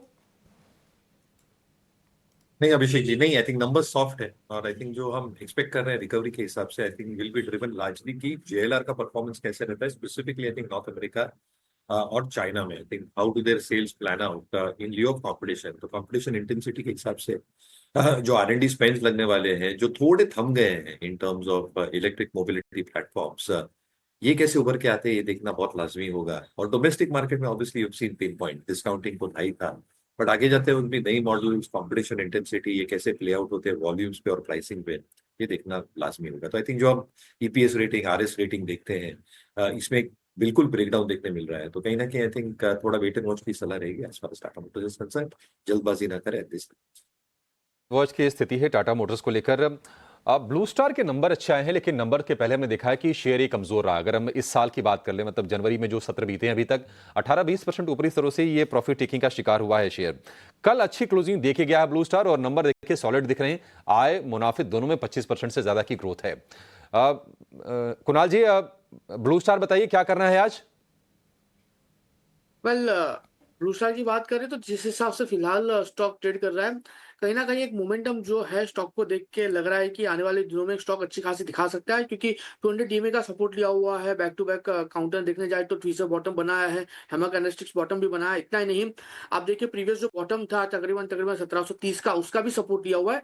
तो इक्वेशन देखने जाए ना तो बुलिस के साइड का ये खरीदारी करके चलने की सलाह है।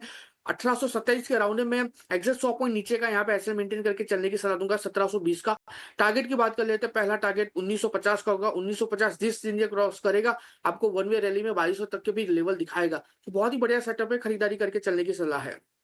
1950 को अगर क्रॉस कर गया तो 2200 तक के भी लेवल आएंगे। 1720 रुपए के आसपास का आपको स्टॉप लॉस लगा के चलना है। ब्लू स्टार के शेयर में थोड़ा सा डीप है स्टॉप लॉस, ये ध्यान रखिएगा। एक और शेयर एसआरएफ के भी नंबर आए हैं और नंबर इसके अच्छे आए हैं। हाल फिलहाल हमने केमिकल कंपनीज में अच्छी तेजी भी देखी है और एसआरएफ में भी उसने भी उस रैली में पार्टिसिपेट किया है। कुणाल जी, आप ही व्यू दीजिए। नंबर ठीक ठाक है, मुनाफे में तो 35% की सॉलिड ग्रोथ है। वेल, फिलहाल इसको अवॉइड करके चलने की सलाह दूंगा, क्योंकि मल्टीपल रेजिस्टेंस से ऊपरी लेवल पे 2700 के अराउंड पहले भी 2700 का रेजिस्टेंस फेस किया था। उसके बाद स्टॉक ने 2200 तक की गिरावट दिखाई थी।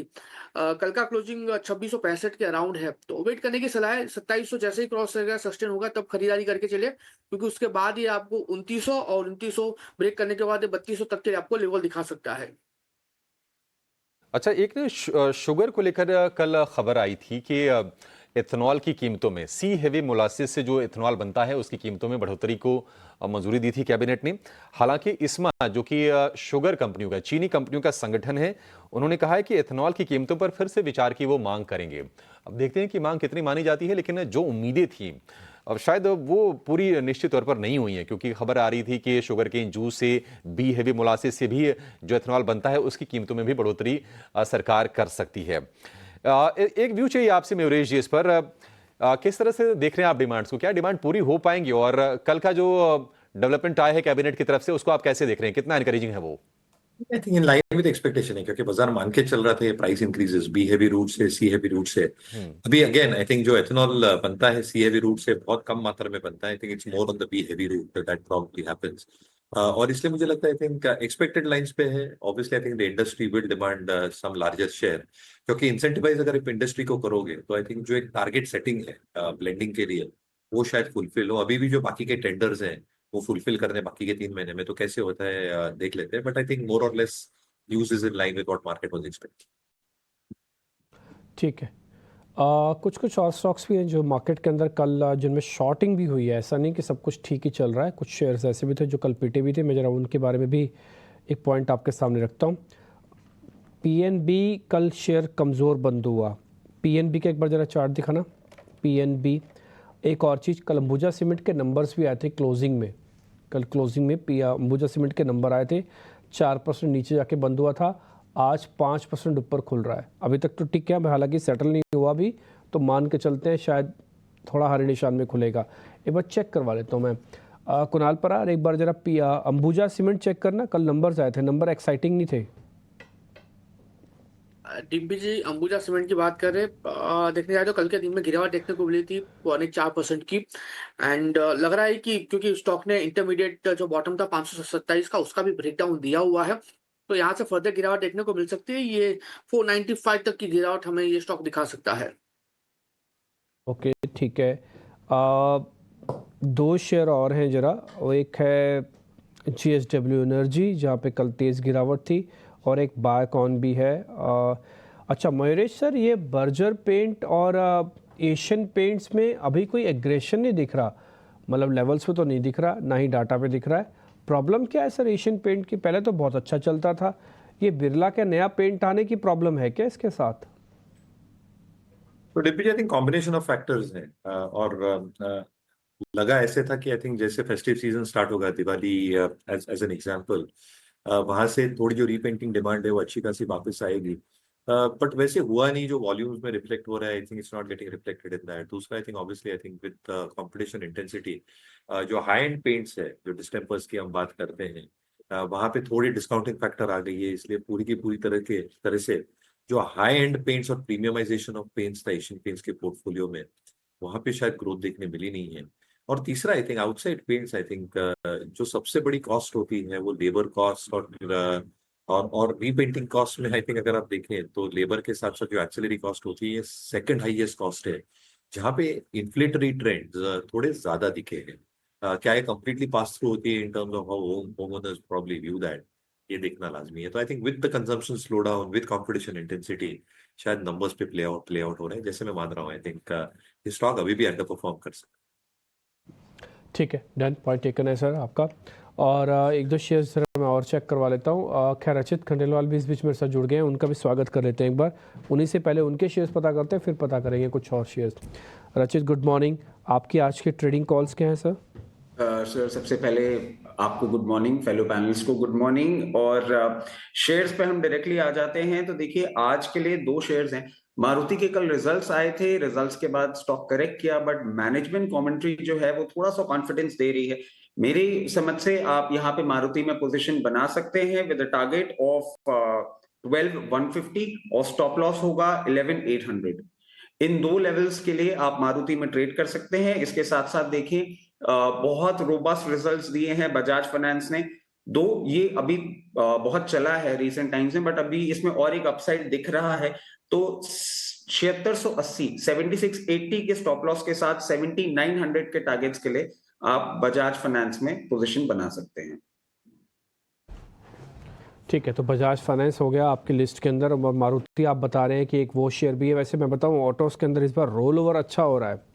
मैंने थोड़े दिन पहले चेक किया था, कल भी चेक किया और आज भी चेक किया है, रोल ओवर के नंबर अच्छे हैं। मेरे को लग रहा है कि शायद ऑटोज़ को लेकर कुछ ना कुछ मार्केट के अंदर भी आ सकता है, बजट के अंदर भी आ सकता है। देखो रियल एस्टेट और ऑटो सबसे ज़्यादा जॉब क्रिएशन है इनके पास, और GST कलेक्शंस भी इन्हीं के पास ही है। गवर्नमेंट छोटा मोटा भी करेगी तो इम्पैक्ट बड़ा आता है मार्केट के अंदर। तो ऑटो और रियल एस्टेट दोनों पे थोड़ा सा नोटिस कीजिएगा, और अगले 48 घंटे तो बहुत इंपॉर्टेंट है। एक बार बजट वगैरह निकल जाए, उसके बाद फिर पॉलिसी के इम्पैक्ट में भी दोनों शायद जाएंगे, क्योंकि सेंसिटिव है। हालांकि फेड के बयान आने के बाद लग नहीं रहा कि पॉलिसी की इंपॉर्टेंस ज़्यादा हो गई है, पहले मेरे को लगता था कि इसी बार ही काट देंगे, लेकिन ऐसा लग नहीं रहा कि इस बार ब्याज दरें काटने की बात आएगी। फिर भी चलिए कोई बात नहीं। रचित, 2 शेयर आपसे और पता करता हूँ मैं, ज़रा स्पीड से बताते जाइएगा। पहला शेयर जो लॉन्ग साइड का ही है वो मैं पता करता हूँ, पॉलिसी बाजार, पीबी फिनटेक। और चलेगा क्या? अच्छी insurance sir I am sorry, PB fintech देखिए करंट जो इसमें एक मूवमेंट आया था, उसके बाद करंट लेवल्स पे थोड़ा ठीक लग रहा है और मेरी समझ से आप 1680 के स्टॉप लॉस के साथ इसमें अपनी पोजीशन मेंटेन कर सकते हैं और अराउंड 1780 के लेवल्स हैं जो आपको नियर टर्म में देखने को मिल सकते हैं। ऑलराइट, सो ये टेक पीबी फिनटेक पर करीब आधे % की मजबूती के साथ खुलने की तैयारी इस वक्त होती हुई नजर आ रही है। लेकिन इस बीच अगर आज के सत्र की बात करें, इम्पोर्टेंट सेशन है गुरुवार और महीने का आखिरी गुरुवार, और ध्यान रखिएगा Nifty 50, Nifty financial services, Nifty mid cap select, Nifty next 50, इन सभी की मंथली एक्सपायरी आज होने जा रही है। बजट सेशन से ठीक पहले सर्वदलीय बैठक आज होने वाली है। कल से बजट सेशन की शुरुआत हो जाएगी और शनिवार 1 फरवरी के दिन बजट पेश होने जा रहा है, जिससे ठीक पहले के 2 ट्रेडिंग सेशंस काफी इंपॉर्टेंट। वैसे तो एशियाई बाजार और गिफ्ट निफ्टी से सेंटिमेंट्स की अगर बात करें, सपाट ओपनिंग के संकेत जरूर मिल रहे हैं। हालांकि जापान के बाजार निक्केई में हल्की सी बढ़त नजर आ रही है, लेकिन कच्चे तेल की चाल अगर देखें, रचित, अमेरिका में भंडार बढ़ने से कच्चे तेल की कीमतों पर दबाव है। $77 प्रति बैरल के इर्द गिर्द ब्रेंट क्रूड ट्रेड करता हुआ। Oil marketing companies, oil financing, refining counters पर आपकी राय क्या होगी? देखिए, ये बात हमने लास्ट वीक भी करी थी कि जिस तरीके से डोनाल्ड ट्रंप भी बहुत ज्यादा फोर्स कर रहे हैं कि क्रूड थोड़ा सा कूल ऑफ करे ताकि वो इन्फ्लेशन को फाइट कर पाए, और ये ऑयल मार्केटिंग कंपनीज के लिए आप देखें एक बहुत ही अच्छा फैक्टर दिख रहा है। इसीलिए जब हमने लास्ट वीक डिस्कस किया था तो एचपीसीएल, बीपीसीएल, इन दोनों काउंटर्स में हमने एक अपना बाय इनिशिएट किया था। मेरी समझ से आने वाले समय में आपको इनके नंबर्स में भी रिफ्लेक्ट करता हुआ मिलेगा, तो मीडियम टू शॉर्ट टर्म के लिए आप बिल्कुल इन काउंटर्स में अपने बाय साइड पोजीशन बना सकते हैं। ठीक है, medium to short term perspective जरूर मानकर चलना है रिफाइनिंग और ऑयल मार्केटिंग कंपनियों के लिए। ये टेक हमारे एक्सपर्ट की तरफ से। निफ्टी की कंपनियों के नतीजों का सिलसिला तो आज चलेगा ही, लेकिन वायदा बाजार की भी करीब 15 कंपनियां और कैश मार्केट की तो लंबी फहरिस्त है जिसके नतीजे आज आने वाले हैं। और इनफैक्ट पिछले 2 ट्रेडिंग सेशन को याद कीजिएगा तो नतीजों के साथ साथ एक सेंटिमेंट नतीजों का बन नहीं पा रहा था, लेकिन लास्ट 2 ट्रेडिंग सेशन से पॉजिटिव सेट्स नजर आ रहे हैं और उसका इम्पैक्ट, उसका सपोर्ट भी भारतीय बाजार को मिलेगा। ये आज के सत्र में भी जारी रहता है या नहीं, ये देखना होगा, लेकिन नतीजे और खबरों के दम पर एक्शन कहां दिख सकता है बताने के लिए 9 के 9 रत्न की सूची लेकर हमारे साथ हमारे सहयोगी शरद जुड़ गए हैं। गुड मॉर्निंग शरद, बताइए। Good morning Mansi. सबसे पहले जो है टाटा मोटर्स के बारे में कहूँगा कि कमज़ोर तीसरी तिमाही के नतीजे आए और जेएलआर के जो ओवरऑल जो कह सकते हैं रेवेन्यू गाइडेंस है उसको भी घटाया गया है वित्त साल 2025 के लिए 3% से, और ब्रोकरेजेस की डाउनग्रेड्स भी देखने मिली है, खासकर कि जेफरीज के 3.5 साल बाद उनका बाय रेटिंग से डाउनग्रेड आया है। बजाज फाइनेंस की बात करें तो इनलाइन Q3 नंबर्स है, आउटलुक अच्छा है, एसेट क्वालिटी में भी इंप्रूवमेंट है, और इंटरेस्टिंगली जो एमडी हैं, आउटगोइंग एमडी, वो कंपनी के साथ ही जुड़े रहेंगे पर कोई और कैपेसिटी से मार्च के बाद। रेमंड के तीसरे तिमाही के नतीजे बहुत स्ट्रॉन्ग आए हैं, रियल्टी सेगमेंट में आउट परफॉर्मेंस आई। वही वोल्टस की बात करें तो तीसरे तिमाही में जो है कमज़ोर नतीजे देखने मिले हैं। यूनिटरी कूलिंग प्रोडक्ट का जो सेगमेंट है वहाँ पे मार्जिन्स में मार आई है, और प्रदीप बख्शी जो एमडी सीईओ हैं वो अब जो है वो पद को जो है रिन्यू नहीं करने वाले, लाइसेंस मुकुंदन जो है उनके जगह लेने वाले हैं। एसआरएफ की तीसरी तिमाही के नतीजे बात करें तो स्ट्रॉन्ग सेट ऑफ नंबर आए हैं, खास करके जो रेफ्रिजरेंट गैस है वहाँ पे परफॉर्मेंस बहुत अच्छी देखने मिली है। हालांकि जो स्पेशलिटी केमिकल सेगमेंट है वहाँ पे इन्वेंट्री ओवरहैंग अभी भी है। शुगर स्टॉक्स पे भी नज़र रखिएगा। इसमें ने अर्ज किया है गवर्नमेंट से कि रिकन्सिडर करे कि इथेनॉल प्राइस हाइक्स हो, और इंडस्ट्री का मानना है कि प्राइस हाइक्स और ज़्यादा होना चाहिए और नए कैटेगरीज में होने चाहिए। वर्लपूल की बात करें तो उनके पेरेंट कंपनी ने अनाउंस किया इंटेंशन टू सेल, जहाँ पे करेंटली वो 51% स्टेक होल्ड करते हैं, वो अपनी स्टेक को घटा के 20% तक कर सकते हैं 2025 के मिड के लेवल्स के। 8वां स्टॉक में रिलायंस इंडस्ट्रीज़ को नज़र में रखेंगे। बोफा की रिपोर्ट आई है, मेंटेन बाय रखा है, लेकिन टारगेट प्राइस घटा दिया है, 1723 से 1550 कर दिया, और अब वो कह रहे हैं कि करंट लेवल्स पे रिस्क रिवॉर्ड फेवरेबल है, कैटलिस्ट है री रेटिंग के लेके, खास करके बुलिश नज़रिया बन रहा है टेलीकॉम सेगमेंट में, और वैल्यू अनलॉकिंग की भी बात चल रही है आईपीओ के जरिए। और आखिरी स्टॉक हमारा बिग बोल्ड ब्रोकरेज यहाँ पे नोमुरा की रिपोर्ट आई है कार्टरेट पे, यहाँ पे मेंटेन बाय रखा है, लेकिन टारगेट प्राइस ऑलमोस्ट 30% बढ़ा दिया गया है। 1278 से बढ़ा के 1779 रुपीज़ कर दिया गया है। इंडस्ट्रियल डायनेमिक्स में ग्रोथ की अनुमान है और OLX और कंज्यूमर बिजनेस पे बुलिश नज़रिया बन रहा है। वित्त साल 2025 से 27 तक का जो एबिटा गाइडेंस है वो 24 से लेके 22% तक बढ़ा है। वही EPS की भी बात करें तो 14 से लेके 18% का जो है ग्रोथ दिखाया गया है। तो ये इंपॉर्टेंट ब्रोकरेज अपडेट जो है कार्टरेट के लिए है।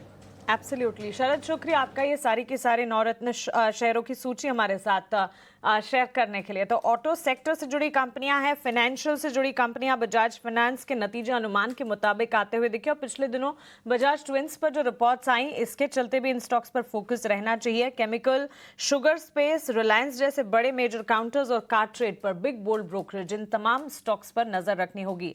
इस बीच बाजार की शुरुआत में प्री ओपन टिक्स जैसे कि आप देख रहे हैं 23,170 के आसपास खुलने की निफ्टी की तैयारी, 76,592 के लेवल्स पर हल्की फुल्की ही सही लेकिन ग्रीन पैटर्न के साथ शुरुआत की तैयारी इस वक्त बाजार करता हुआ कितना सस्टेन करती है शुरुआत जरूर देखना होगा। लेकिन एक्सचेंज एंसलरी पर किरण, गुड मॉर्निंग। एक राय आपसे जानना चाहेंगे, कल कैम्स के नतीजे आए, मजबूत सेट ऑफ नंबर्स, मुनाफा करीब 40% बढ़ा, मार्जिन्स में भी एक्सपेंशन था और कंपनी की आय करीब 20% बढ़ी। साथ ही BSE लिमिटेड एंट्री अपॉर्चुनिटी दे रहा है और एग्जिट अपॉर्चुनिटीज भी लगातार देता है। आपकी राय क्या होगी? सो ओवरऑल अगर हम देखें तो कैम्स के जिस तरह से नतीजे आए और जिस तरह के प्राइस मूवमेंट हम देख रहे हैं, एक शार्प करेक्शन 5,200 के लेवल से 4,000 तक के लेवल, इवन 3,600 तक के लेवल का, जहां पर उसने अपने 200 दिन की मूविंग एवरेज को भी ब्रेक किया है। अब डेली चार्ट के ऊपर एक ओवरसोल्ड टेरिटरी के अंदर है, बुलिश डाइवर्जेंस हमें देखने को मिल रहे हैं, तो there are very good chances कि अपने वापस 200 दिन की मूविंग एवरेज को रिक्लेम कर सकते हैं। तो मेरे हिसाब से करंट मार्केट प्राइस से लॉन्ग करना चाहिए। एक पोजिशनल स्टॉप लॉस जो है वो 3600 का मेंटेन कीजिए और ऊपर में वापस उसकी अगर 200 डेज मूविंग एवरेज जो 4200 है वहां तक जा सकता है और जैसे ही वो क्रॉस करे उसके बाद 4500 तक के भी टारगेट हमें कैम्प्स के ऊपर देख रहे हैं। तो डेफिनेटली कैम्प्स मेरे हिसाब से लॉन्ग करना चाहिए। BSE it's better than camps for sure. उसमें आप देखोगे तो 5,000 का एक स्टीप सपोर्ट है, जब तक वो सपोर्ट ब्रेक नहीं होता है तब तक मेरे हिसाब से बाय ऑन डिप्स कंटिन्यू रहेगा BSE के ऊपर। तो BSE एंड कैम्प्स दोनों बाय कर सकते हैं। BSE looks preferred than the CAMS. 2 minute के बाद मार्केट्स खुल जाएंगे और 6 पॉइंट ऊपर ही सिर्फ निफ्टी फ्रीज हुआ है और बैंक निफ्टी के अंदर जो फ्रीज लेवल है करीब 40 पॉइंट्स का है। तो एथिकली देखा जाए तो बहुत बड़े गैप के साथ नहीं खुल रहे, आप बिल्कुल सपाट खुल रहे हैं। मार्केट में शांति बनी रहे तब भी बहुत बड़ी जीत है। द रीज़न इज़ बीइंग पिछले 2 दिनों में डेरिवेटिव एक्सपायरी की हेल्प से हमने काफ़ी हद तक सिस्टम में से शॉर्ट्स को बाहर किया है और अगली सीरीज़ के अंदर कुछ लॉन्ग कर रहे हैं, बट एग्रेशन अभी भी नहीं है क्योंकि ब्रेकआउट्स नहीं है।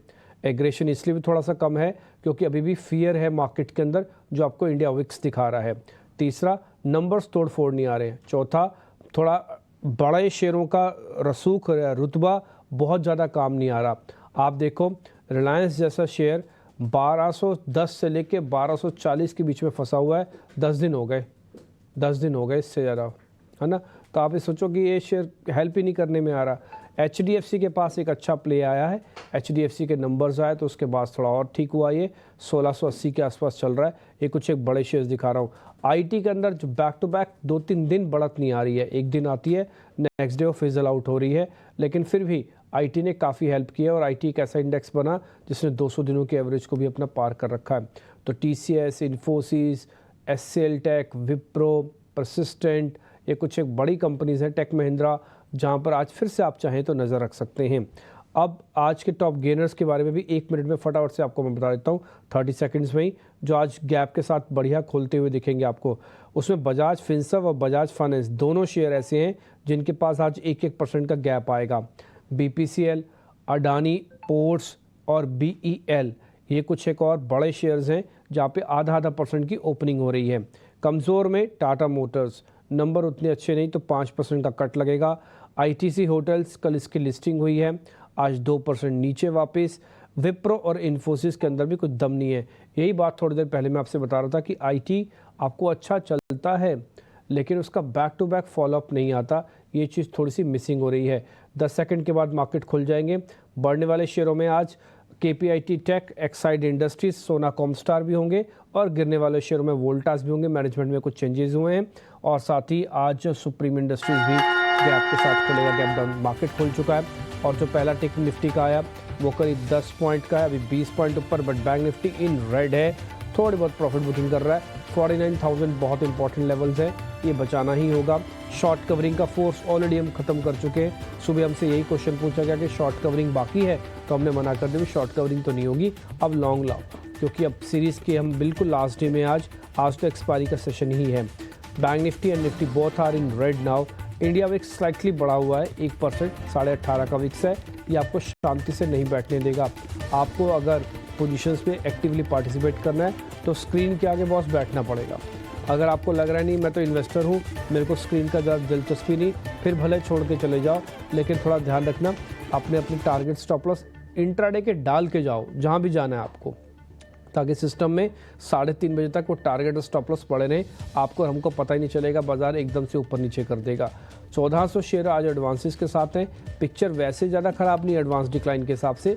और जैसे मैंने आपसे कहा कि मेरे को आज थोड़ा साइडवेज लग रहा है मार्केट, ऑल्दो डेरिवेटिव एक्सपायरी है, 1-1.5 घंटा कोई स्विंग आ गया तो आ गया, नहीं तो मेरे को कुछ ज़्यादा बड़ा मूवमेंट नहीं लग रहा।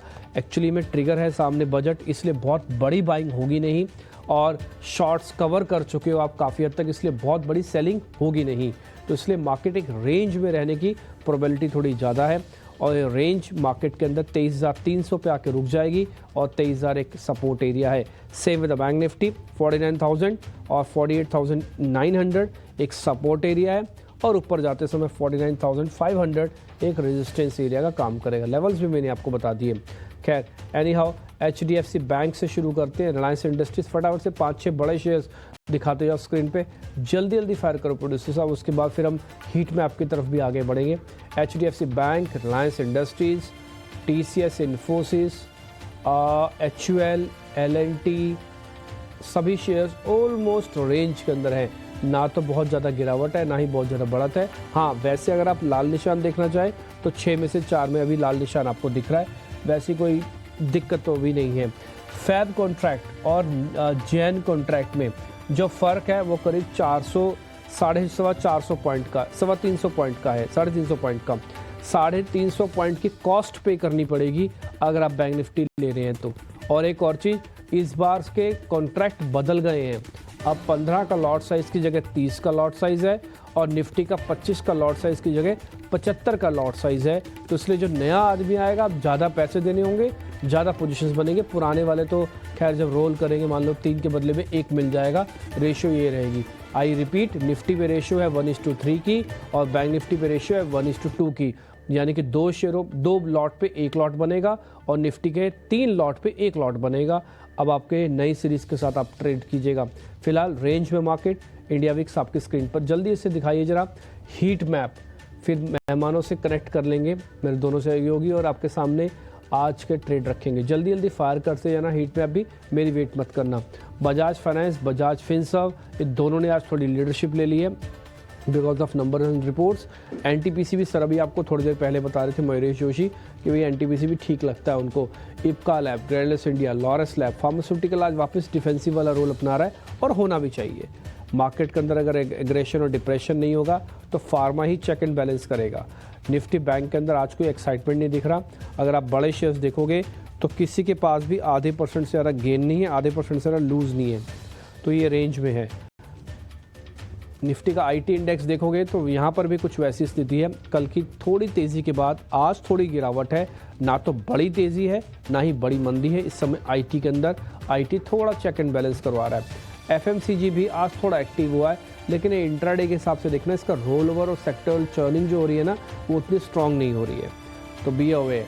निफ्टी का रियल एस्टेट इंडेक्स सेलेक्टिव होने की ज़रूरत है, जैसे मैंने कई बार कहा आपको, यहाँ पे नंबर, सेल्स के नंबर, प्रोजेक्ट की लॉन्चिंग और डेट की रिडक्शन, ये 4 चीज़ें इंपॉर्टेंट होती हैं। इसके अलावा रियल एस्टेट में कुछ भी आ जाए कोई इंपॉर्टेंस नहीं रखता, ज़्यादा मतलब नहीं है इसके अंदर। मेटल्स के अंदर आएंगे तो global markets, dollar rupee equations को देख के आना और ग्लोबल मार्केट्स के पढ़ के आना, क्योंकि इसका 50% से ज़्यादा इम्पैक्ट तो ग्लोबल मार्केट से पड़ता है और मेरे को दिख नहीं रहा कि मेटल्स के अंदर कुछ ऐसी बढ़त देखने को मिल रही है। ना तो फेड का ऐसा बयान आया, ना ही ग्लोबल मार्केट से ऐसा कुछ दिख रहा है। ऑटोज़ थोड़ा एग्रेसिव रहेंगे आज थोड़ा आपको सिलेक्शन करना हो तो मेरे हिसाब से ऑटोज़ में सिलेक्ट कर सकते हो। ऑटो का रोल ओवर भी अच्छा है और ओपनिंग वगैरह भी ठीक हुई है।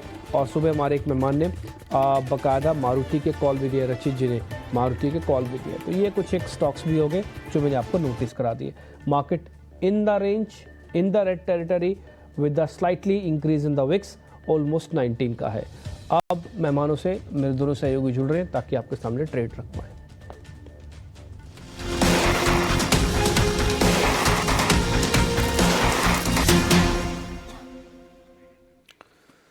तो बाजार की थोड़ी सी हम देख रहे हैं कि सुस्त शुरुआत हुई है। निफ्टी बैंक की जो गिरावट है 75 अंकों के आसपास की है। निफ्टी सपाट कारोबार कर रहा है, जैसे कि इंडिकेशंस आ रहे थे प्री ओपन से, लेकिन नतीजों के दम पर हम देख रहे हैं कि बजाज फाइनेंस 4% ऊपर है और टाटा मोटर्स आज का बड़ा एक्सीडेंट, 7% से ज्यादा की गिरावट। आज 52 हफ्ते की निचले स्तर पर भी फिसल गया और 700 रुपए का लेवल भी तोड़ दिया। तो कुछ चिंताएं उभर के आ रही हैं टाटा मोटर्स के नतीजों में। मार्जिन में हमने कंप्रेशन देखा है और ये जो चिंता है निवेशकों को परेशान कर रही है। जेएलआर के नंबर हालांकि अच्छे हैं, लेकिन बाजार ने उसको नजरअंदाज किया है। आगे इस पर और विस्तार से चर्चा करेंगे, लेकिन फटाफट ओपनिंग ट्रेड्स की तरफ बढ़ते हैं। शुरुआत करेंगे कुणाल जी, आपसे बताइए आपका ट्रेड क्या होगा, क्या खरीदेंगे आप?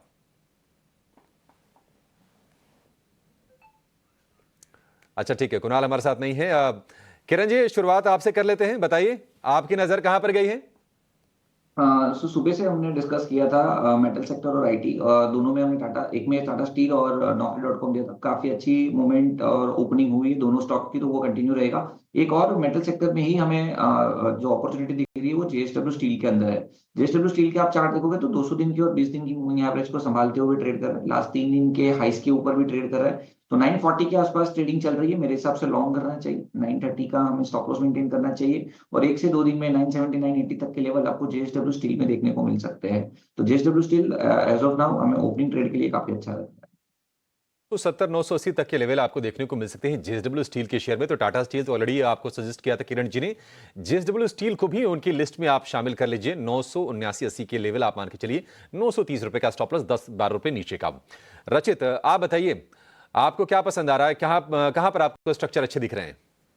सर अभी आते ही मैंने 2 कॉल दी थी, फॉर्चुनेटली उनके टारगेट्स भी हिट हो गए। और अभी जब मैं बैक स्टेज बैठा था तो मैं डिम्पी सर की कमेंट्री सुन रहा था और उसी में से मैंने एक कॉल निकाल ली है आइशर मोटर्स, क्योंकि देखिए ऑटो में एक स्ट्रेंथ की बात हो रही है, ऑटो में हमें फोकस करना होगा और इसका जो पूरा पोर्टफोलियो है बहुत अच्छा है।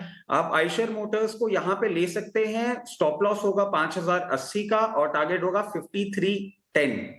इन 2 लेवल्स के लिए आइशर मोटर्स में आप 1 से 2 दिन में ये मूवमेंट देख सकते हैं। ठीक है, 5310, 5310 रुपए तक के टारगेट आइशर मोटर्स के लिए। लेकिन ऑटो के एक और शेयर की बात करेंगे। मयूरेश जी, आपसे ही हमने बातचीत की थी टाटा मोटर्स के बारे में। ये करेक्शन आपको थोड़ी और गहराती हुई दिख रही है, क्योंकि थोड़ा सा शुरुआत में ना लगा कि थोड़ा पैनिक जैसा माहौल है। 790 रुपए के आसपास के, 690 के माफ कीजिएगा, प्राइसेस आ गए हैं। इसको आप अपॉर्चुनिटी के तौर पर देख रहे हैं? नहीं, मुझे लगता है थोड़ा रुकना चाहिए, जैसे मैंने कहा भी था, वेट एंड वॉच करना चाहिए। I think 2 reason. I think जो जेएलआर का पोर्टफोलियो है, यूरोप में काफी इवॉल्वमेंट हो रही है, जैसे हम ट्रैक करते हैं यूरोपियन मार्केट्स भी। आई थिंक जो कंपटीशन है, थोड़ी जो इलेक्ट्रिकल मोबिलिटी प्लेटफॉर्म्स की तरफ का एक जो स्पेंडिंग पैटर्न है या जो डिमांड है, ये थोड़ी आई थिंक वेरी कर सकती है। जो एक बहुत ऑप्टिमिस्टिक व्यू था, वहां पे थोड़ा भी एक दिक्कतें बढ़ने लग गई है। और इसलिए आई थिंक ये जो पोर्टफोलियो है, because there has been accelerated investments happening, a large part of their cash flows have been diverted out there. और डिमांड कैसे उभर के वापस आती है, specifically I think North America और चाइना के मार्केट में। चाइना में आपने देखा होगा उनकी जो लोकल मैन्युफैक्चरर है, वो जो मॉडल्स बना रही है वहां पे इलेक्ट्रिक मोबिलिटी की प्लेटफॉर्म्स की shape, size, design, I think काफी लाजवाब है। और इसलिए मुझे लगता है आई थिंक ये थोड़ा जो फेज है ये थोड़ा पैची रह सकता है। तो मुझे लगता है थोड़ा वेटेड वॉच करें, जल्दबाजी। एक एक्सीडेंट टाटा मोटर के अलावा और है, वायदा का सबसे ज्यादा गिरने वाला शेयर है वोल्टास। नंबर भी कमजोर इसके आए थे और मैनेजमेंट लेवल पर एक बड़ा चेंज भी है। बोर्ड ने मुकुंदन मेनन को एमडी नियुक्त करने की मंजूरी दी है और यह प्रदीप बख्शी की जगह लेंगे। वोल्टास करीब 10% नीचे अब कारोबार कर रहा है, 1336 रुपए के भाव हैं। इस पर आपसे व्यू चाहिए रचित। सपोर्ट्स कहां पर आप देख रहे हैं वोल्टास के लिए, और क्या सलाह देंगे इस पर आप? देखिए, वोल्टास के जिस तरीके से नंबर्स आए, अगर आप उनमें थोड़ा सा भी डीप डाउन करेंगे तो आपको ये भी समझ में आ जाएगा कि धीरे धीरे इनका जो पूरा का पूरा मार्केट शेयर है वो बहुत हद तक कम होता जा रहा है, और ये किसी भी कंपनी के लिए एक बहुत चिंताजनक बात हो सकती है। तो इसमें मैं ये सजेस्ट करूंगा कि आज इसको आप फ्री एक बार छोड़ें। एक बहुत बेसिक बात है, there is no point catching a falling knife. एक बार ये कहीं सेटल हो, अगर नियर अबाउट आपको 1180 और 1200 का लेवल देखने को मिले और वहां पे स्टेबिलिटी मिले, तो फिर अपना कुछ ध्यान इसमें लगाएं। अदरवाइज जिस तरीके के नंबर हैं और जिस तरीके का इसका पूरा परफॉर्मेंस हो रहा है, इससे दूरी बनाए रखना ज्यादा बेटर होगा। ठीक है, अभी आप इससे दूर रहें वोल्टास के शेयर से।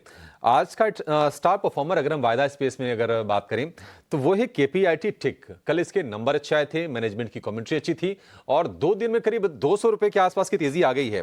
7.5% की तेजी आज भी दिख रही है, कल भी करीब 8-9% ये शेयर चला हुआ था। तो बिग शो केपीआईटी टिक का। इस पर व्यू आपसे चाहिए मयूरेश जी। मिड कैप स्पेस में इस शेयर ने ना पहले भी अपनी चाल से लोगों को थोड़ा सा प्रभावित किया है। केपीआईटी टिक आपको कैसी लग रही कंपनी अभी है? नहीं, स्पेसिफिकली पोस्ट नंबर्स और मैनेजमेंट कमेंट्री आई थिंक वो आप प्राइस एक्शन में देख ही रहे हैं, क्योंकि जहां दूसरी मैनेजमेंट कमेंट्रीज काफी आई थिंक एक रीजनेबल सी कमेंट्री दे रही है। केपीआईटी के मैनेजमेंट ने बहुत ऑप्टिमिस्टिक कमेंट्री दी है। इनफैक्ट वो 21% के ऊपर मार्जिन रह सकती है, कांस्टेंट करेंसी में रेवेन्यू ग्रोथ ठीक ठाक रह सकता है।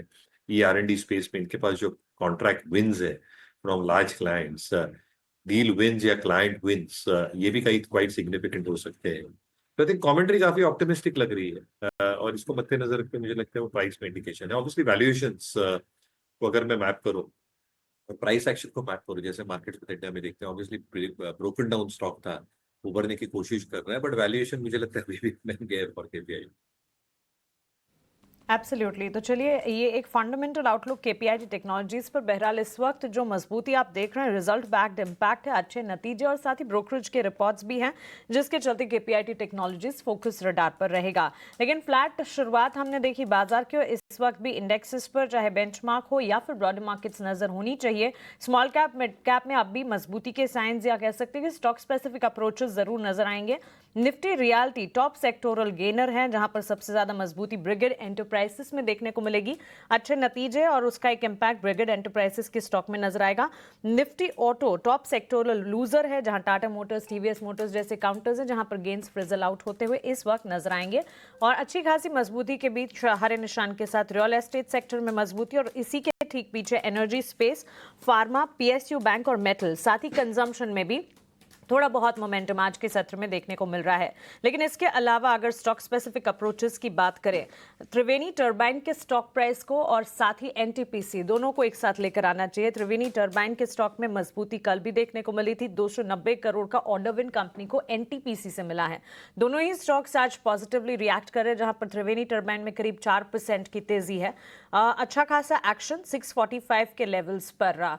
रचित, देख रहा है, आपसे जानना चाहेंगे त्रिवेणी टर्बाइन, साथ ही एनटीपीसी को भी देख लीजिएगा, वहां पर भी हम देख रहे हैं 1.5 से 2% की मजबूती इस वक्त शार्प अपसर्ज नजर आ रहा है। देखिए, त्रिवेणी टर्बाइंस में एक अच्छा अपमूव देखने को मिल रहा है। जिनके पास पोजीशन है, अपनी पोजीशन बना के रखें। 620 का एक इमीडिएट स्टॉप लॉस दिख रहा है, और अगर हम टारगेट लेवल्स की बात करें तो 679 आपको बहुत इजीली नियर फ्यूचर में देखने को मिल सकता है। एनटीपीसी डेफिनेटली एक रन अप कर रहा है, बट एक चीज है कि बहुत ज्यादा एक्सपेक्टेशंस ना रखें। अराउंड 336 के लेवल्स आपको नियर फ्यूचर में देखने को मिल सकते हैं, और 318 का आप इसमें एक स्टॉप लॉस बना के रखें। दोनों स्टॉक्स पर टेक न्यूज फ्लो के चलते तो इम्पैक्ट है, लेकिन चार्ट्स पर भी इस वक्त काफी स्ट्रॉन्ग सेंस बनती हुई नजर आ रही है। लेकिन बजट से ठीक पहले कई सारे स्पेसेस हैं जिस पर नजर होनी चाहिए। नजर डिफेंस क्षेत्र पर होनी चाहिए, केमिकल, सिटी गैस डिस्ट्रीब्यूशन, और साथ ही रोड एंड इंफ्रा से जुड़ी कंपनियां जो हैं, एनसीसी, नागार्जुना कंस्ट्रक्शन कंपनी के चार्ट्स को देखना चाहिए। अच्छा खासा एक्शन यहाँ पर भी देखने को मिला। एक स्पेस है या सरकारी कंपनियां इन पर्टिकुलर स्पेसेस हैं जो कि बजट से ठीक पहले फोकस रेडार पर भी रहेंगी, और पूरी की पूरी उम्मीद यह है कि बजट के दिन भी यहाँ पर कुछ एक्शन जरूर देखने को मिलेगा। 2% की तेजी एनसीसी के चार्ट्स में इस वक्त नजर आ रही है। किरण, आपकी राय?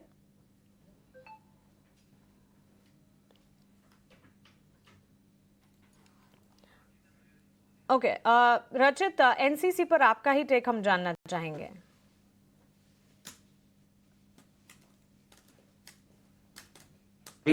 जब आप बात कर रहे थे तो मैं इसका चार्ट खोल के देख रहा था, क्वेश्चन चला गया था तो मैं बैठ गया था। बट हाँ, एनसीसी देखिए अब करंट लेवल्स पे मुझे बहुत अट्रैक्टिव लग रहा है और अपना लोअर लेवल से अब धीरे धीरे रिकवर कर रहा है। जैसे कि आप बता रहे हैं कि बजट के टाइम भी इसमें एक मूवमेंट आता है और वैसे भी इसमें हम समझते हैं आने वाले टाइम में एक अच्छा मूवमेंट आपको देखने को मिल सकता है।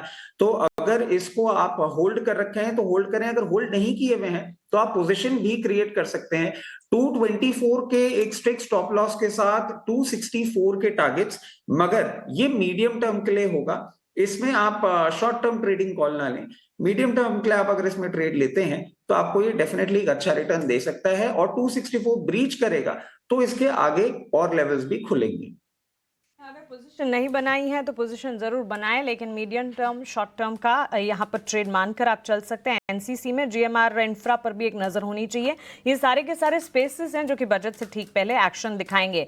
लेकिन इकोनॉमी की चाल, ग्लोबल सेटअप की अगर बात करें, इस वक्त फ्लैट लेवल्स पर कामकाज जरूर है, लेकिन बाजार को सपोर्ट कहाँ से मिल रहा है कि यूएस में 10 साल की बॉन्ड यील्ड करीब 4.52% के पास है। कच्चे तेल में लगातार नरमी है, $77 के आसपास ब्रेंट क्रूड ट्रेड करता हुआ। शिखर से 12% फिसलने के बाद खरीदारी बाजार में कल के सत्र में हमने देखी थी लौटती हुई। बैंकिंग समेत हाल फिलहाल नतीजों का दौर जो है वो बाजार को संभालने का काम कर रहा है। रिजल्ट्स ड्यूरिंग द सेशन, चाहे फिर कल के सेशन को याद करें, आज के सेशन में काफी सारे नतीजे हैं जो कि आने वाले हैं और जो नंबर्स आ रहे हैं पॉजिटिव सेट जरूर देखने को मिल रहा है, जिसका एक बूस्ट आपको मिलेगा।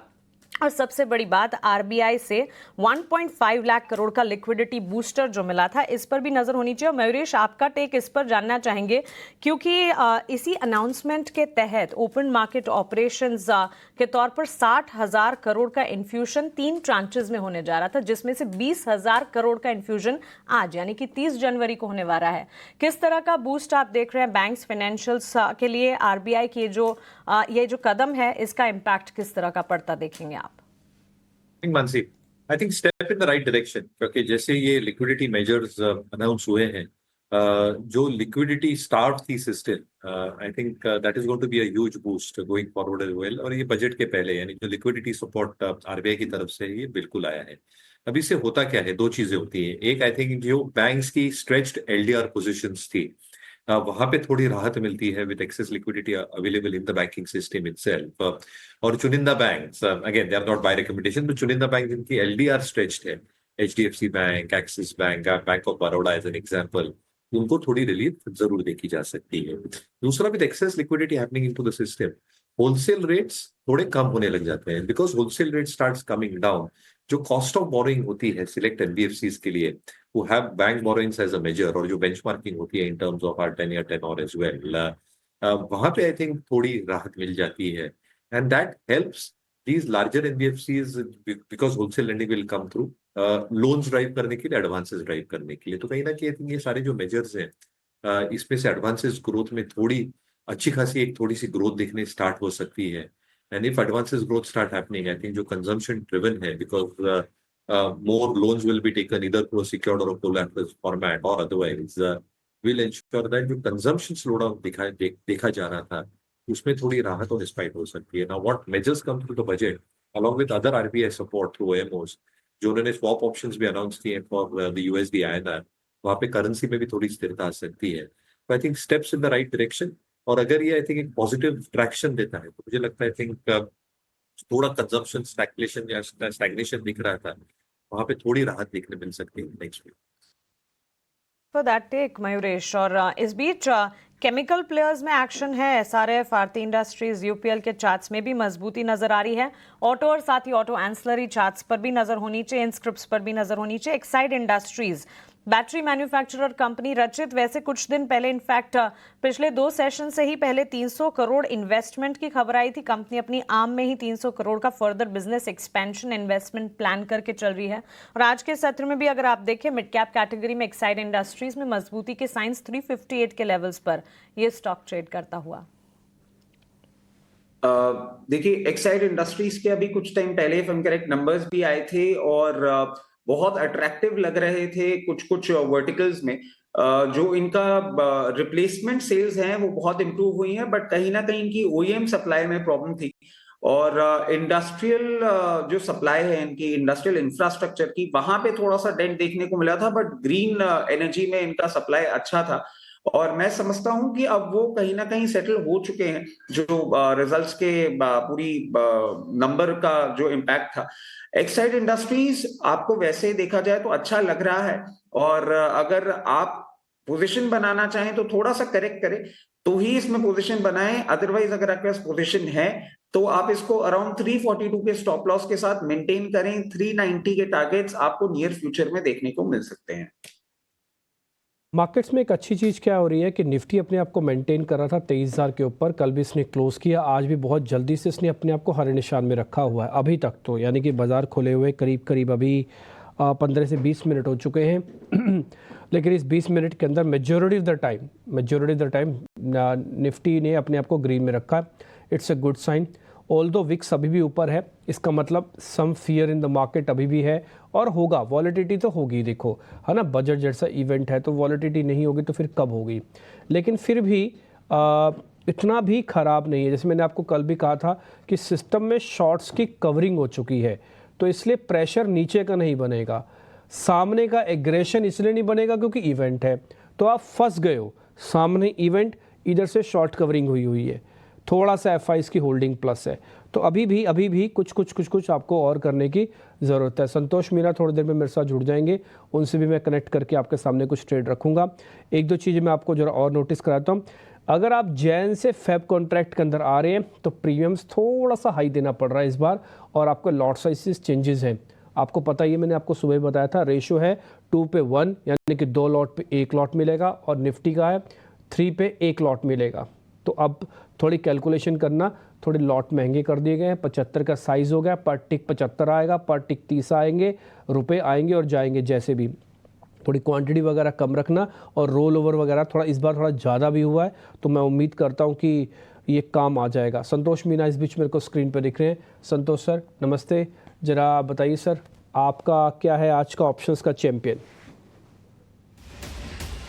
तो सबसे पहले एक अपडेट देना चाहूंगा कि हमने बजट के लिए बजाज फाइनेंस पिक किया था स्टॉक, परसों हमने डिस्कस किया था, वहां से स्टॉक ऑलरेडी 7-8% चल चुका है, सो अच्छा गेन देखने को मिल रहा है। बट मुझे लगता है कि दिस इज जस्ट बिगिनिंग, ये स्टॉक इस साल में काफी ज्यादा आउट परफॉर्म कर सकता है।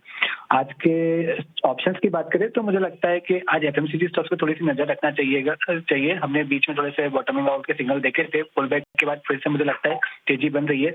ब्रिटानिया पे नजर रखे, यहाँ पे एक तेजी बनी थी, 2 दिन कूल ऑफ देखने को मिला, आज फिर से तेजी बन रही है। तो यहाँ पर 5100 का फरवरी सीरीज का कॉल ऑप्शन खरीदने की सलाह रहेगी, जो करीबन 170 रुपीज के आसपास ट्रेड कर रहा है। यहाँ पर 220 रुपीज का टारगेट रहेगा, 140 रुपीज का स्टॉप लॉस रहेगा। करता हूँ, और मैं थोड़ा ये भी उम्मीद करता हूँ कि ये अच्छा प्ले हो सकता है। इसकी वजह 2 बताता हूँ। पहला, अगर बाज़ार नहीं चला तो भी डिफेंसिव एक्टिव रहेंगे। दूसरा, बाज़ार अगर चला बजट से तो कंजम्पशन की थीम बहुत इंपॉर्टेंट है, तब भी ब्रिटेनिया चल सकता है। और तीसरा, थोड़ा स्टॉक ने अपने आप को स्ट्रेंथ में लेके आया है, इसमें कोई दो राय नहीं पिछले 2 दिनों में, जब से हम सीरीज़ की तरफ बढ़ रहे हैं। तो ये 3 मेजर कारण है मेरे पास, जिसकी वजह से मेरे को ब्रिटानिया का सिलेक्शन ठीक लगा, जो सर आपको बता रहे हैं। इसकी स्ट्राइक, इसकी कॉल का बेनिफिट आप ले सकते हैं। सामने एक बार वापस से दिखा देना ब्रिटानिया का, एक बार शेयर भी दिखाइए, एक बार वही वाली प्लेट वापस से दिखाइए जहाँ पे प्रॉफिट और लॉस कैलकुलेटेड है। ठीक है, तो ये सारी चीज़ें इंपॉर्टेंट है, नोटिस कर लीजिएगा। अगर आपसे मिस हुआ है तो आप इसको अच्छे से देख लीजिए। स्टॉप लॉस, टारगेट, कॉल का स्ट्राइक वगैरह सब कुछ आपके स्क्रीन पर वापस दिखाइए। प्रोड्यूसर साहब, इतना कंजूसी काहे को कर रहे हो, एक बार वापस से दिखाओ। अगर मैंने नहीं देखा तो आपको याद है क्या, जरा जल्दी से और स्पीड से दिखाया करो। 5100 की कॉल खरीदने की रिकमेंडेशन, 170 का भाव है, और 5000-3000 की रेशियो कैलकुलेटेड है 1 लॉट की। 2 ऑप्शंस ट्रेड में आपको और दिखाता हूँ। Santosh sir, thank you very much समय देने के लिए।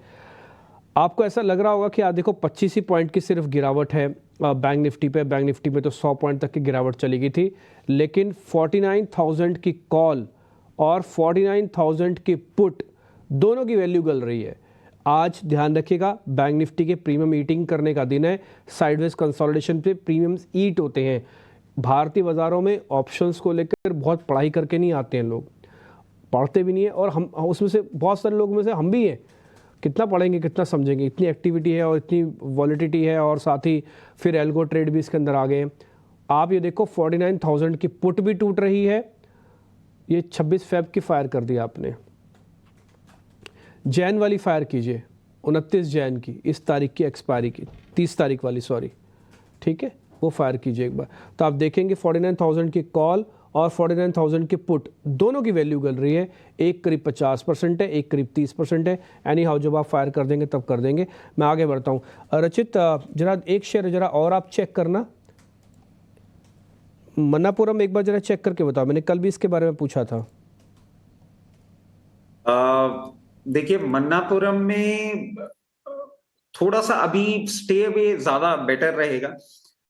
मेरी समझ से इसके पीछे के कारण ये है कि थोड़ा सा अभी इनका जो सेटअप है पूरा बिजनेस का, उसमें आरबीआई की रेट कट के बाद हमें थोड़ी सी ज्यादा क्लैरिटी आएगी।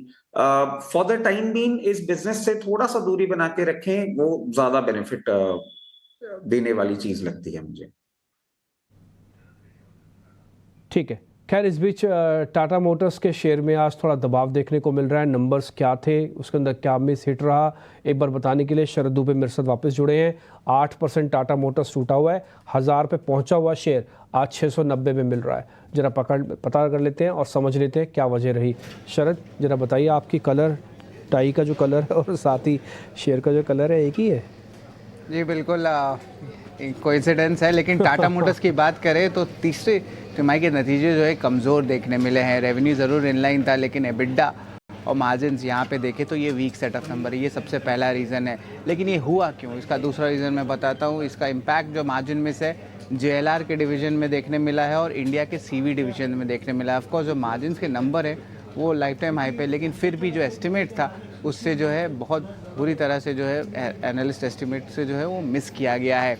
ओवरऑल वीक डिमांड जो है उनके दो इंटरनेशनल जोग्राफीज़ यूरोप और चाइना में ऑलरेडी देखे जा रहे हैं, और मैनेजमेंट की कॉन कॉल में भी उन्होंने कहा कि उनके कुछ मॉडल्स में चाइना में जो है बिक्री में जो है सेलिंग में इश्यूज़ हो रहे हैं। तो ये तो इम्पोर्टेंट जो है मैनेजमेंट ने खुद भी कहा अपने कॉन कॉल में। इसके अलावा जो कंपटीशन भारत के बिजनेस में आ रही है, खासकर कि EV स्पेस में EV लॉन्चेस जो हम देख रहे हैं, उसके कारण जो है स्ट्रीट इसको थम्स डाउन दिए इस टाइप के नंबर्स को। और जो PV और CV जो पैसेंजर व्हीकल और कमर्शियल व्हीकल सेगमेंट होता है, वहाँ पे भी अभी भी मॉडरेशन देखने मिल रहा है।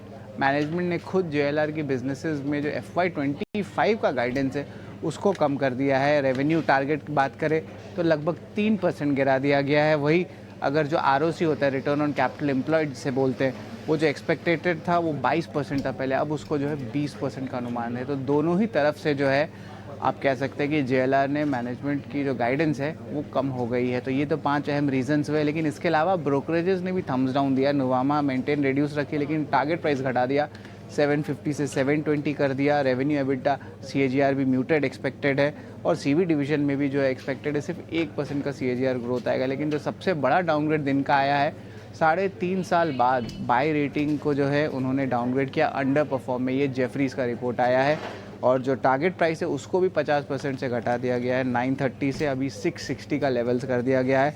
और FY25 और 27 के एबिडा का भी इनका देखा जाए एस्टिमेशन तो 7 से 11% वहाँ पे भी गिरावट आया है। Stock all time high level से 40% गिरा, और एक महीने में भी देखें तो 6 से 8% की जो है गिरावट देखने मिली है। ये कुछ रीजंस भी आप बता रहे हैं, और साथ ही शेयर्स भी आपने बताया करीब 7.5 से 8% है। अपॉर्चुनिटी है कि नहीं है, एक बार ये समझ लेते हैं नरेश मिरानी से। नरेश, करीब 8% शेयर नीचे है Tata Motors. Roll over auto पे ठीक है, बजट में भी कुछ ना कुछ उम्मीद है कि शायद ऑटोस को लेकर आ सकता है। मेरे को नहीं मालूम ड्यूटीज़ में क्या करेंगे यानी, बट हाँ बड़ा सेक्टर है तो इग्नोर नहीं होगा, कुछ ना कुछ होगा ज़रूर, है ना। वो दिख रहा है रोल ओवर के नंबर्स में, नहीं तो ऐसे होता नहीं। आप जरा टाटा मोटर्स पे अपनी कॉल दीजिए, जिनके पास नहीं है एक बार अपॉर्चुनिटी लें, और जिन्हें ऊपर के रेट पे फंसे हुए हैं वो एवरेज करें क्या? टाटा मोटर्स ने अभी रिसेंटली जो बॉटम बनाया था 710-720 के पास, वो ब्रेकडाउन हो चुका है, तो फ्रेश ब्रेकडाउन है। और नेक्स्ट मेजर सपोर्ट जो है 600-650 में, और यही जो स्टॉक प्राइस है वो उसका हाई हुआ करता था 2015-16 में। तो 600 से 650 के बीच में जो अगर आ जाए तो एक अच्छा अपॉर्चुनिटी होगा लॉन्ग टर्म इन्वेस्टमेंट के लिए। डन। जरा 2 शेयर आप अपनी तरफ से बता सकते हैं जो आपने आइडेंटिफाई किए हैं, फिर मैं आपसे पूछता हूँ कुछ और शेयर्स। तो सबसे पहले बाय रहेगा कोटक बैंक पर। अर्निंग्स के गैप अप के बाद भी सस्टेन किया है। फाइनली जो 1900 का भाव है उसके ऊपर सस्टेन कर रहा, तो यहाँ पे लीडरशिप जैसा स्टेटस दिखाई दे रहा। स्टॉप लॉस होगा 1880, टारगेट होगा 2050। दूसरा बाय रहेगा रैमको सीमेंट्स पर, जहां पे ब्रेकआउट मूव हुआ था, अब फिर से उसके बाद रीसेट रीटेस्ट भी हुआ 880 के आसपास का। लास्ट 2 दिन से अच्छी रिकवरी है, तो इवेंचुअली ये फिर से 1050 तक भी जा सकता है। स्टॉप लॉस होगा 900, टारगेट होगा 990। डन। आपका ये जो कोटक बैंक है ना, मेरे को काफ़ी पसंद है और मैंने कई बार बोला कि 2025 के अंदर कोटक बैंक ज़रूर ध्यान रखिएगा। आप इसको ना मिस नहीं करेंगे, आप लो या मत लो वो देखो आपका अपना फैसला है। और मैं आपको ना इसका ज़रा चार्ट भी दिखाता हूँ, इसका ज़रा मंथली चार्ट आप दिखाना।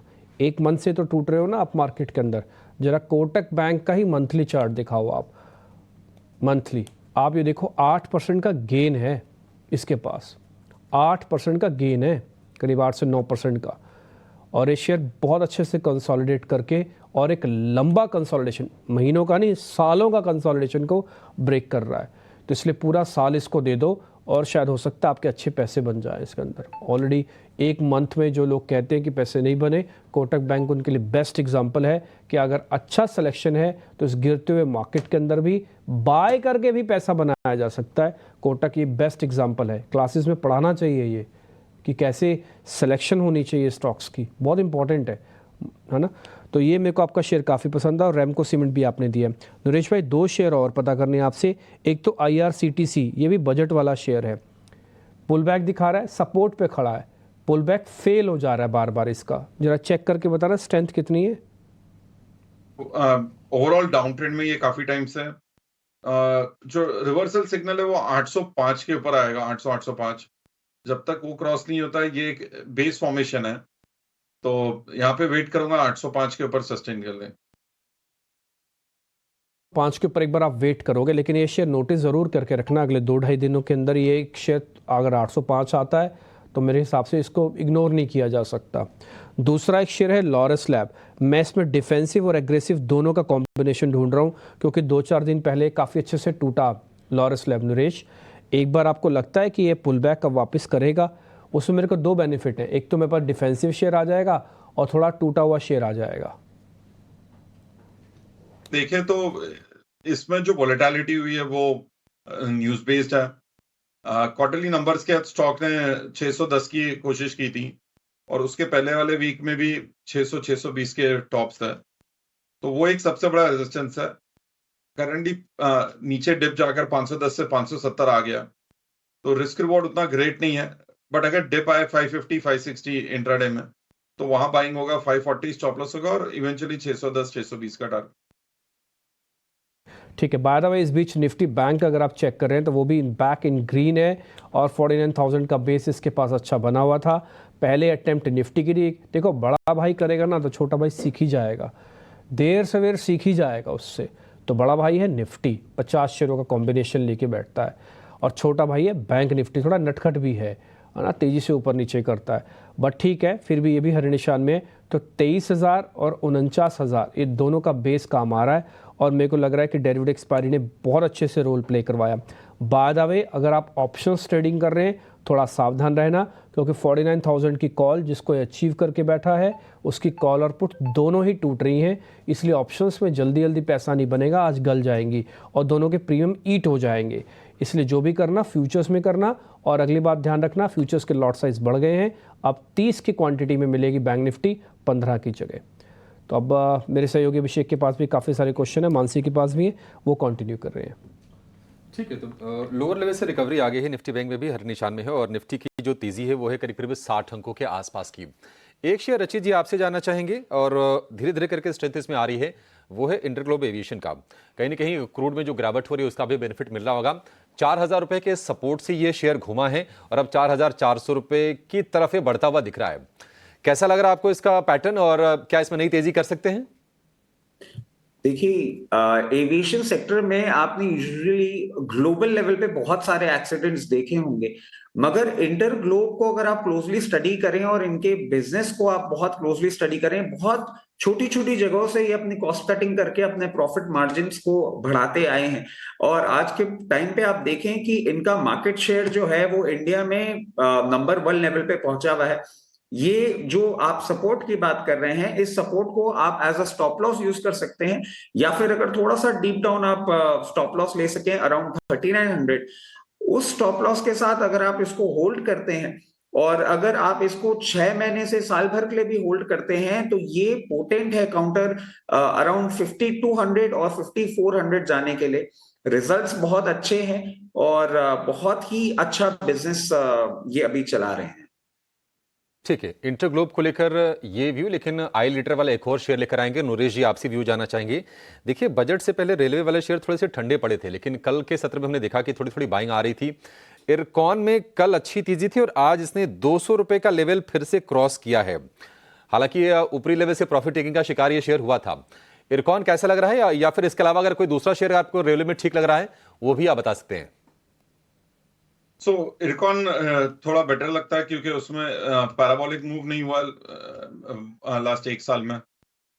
बॉटम देखें तो 185 का था मार्च 24 में भी, और अभी भी अराउंड 180-85 का बना।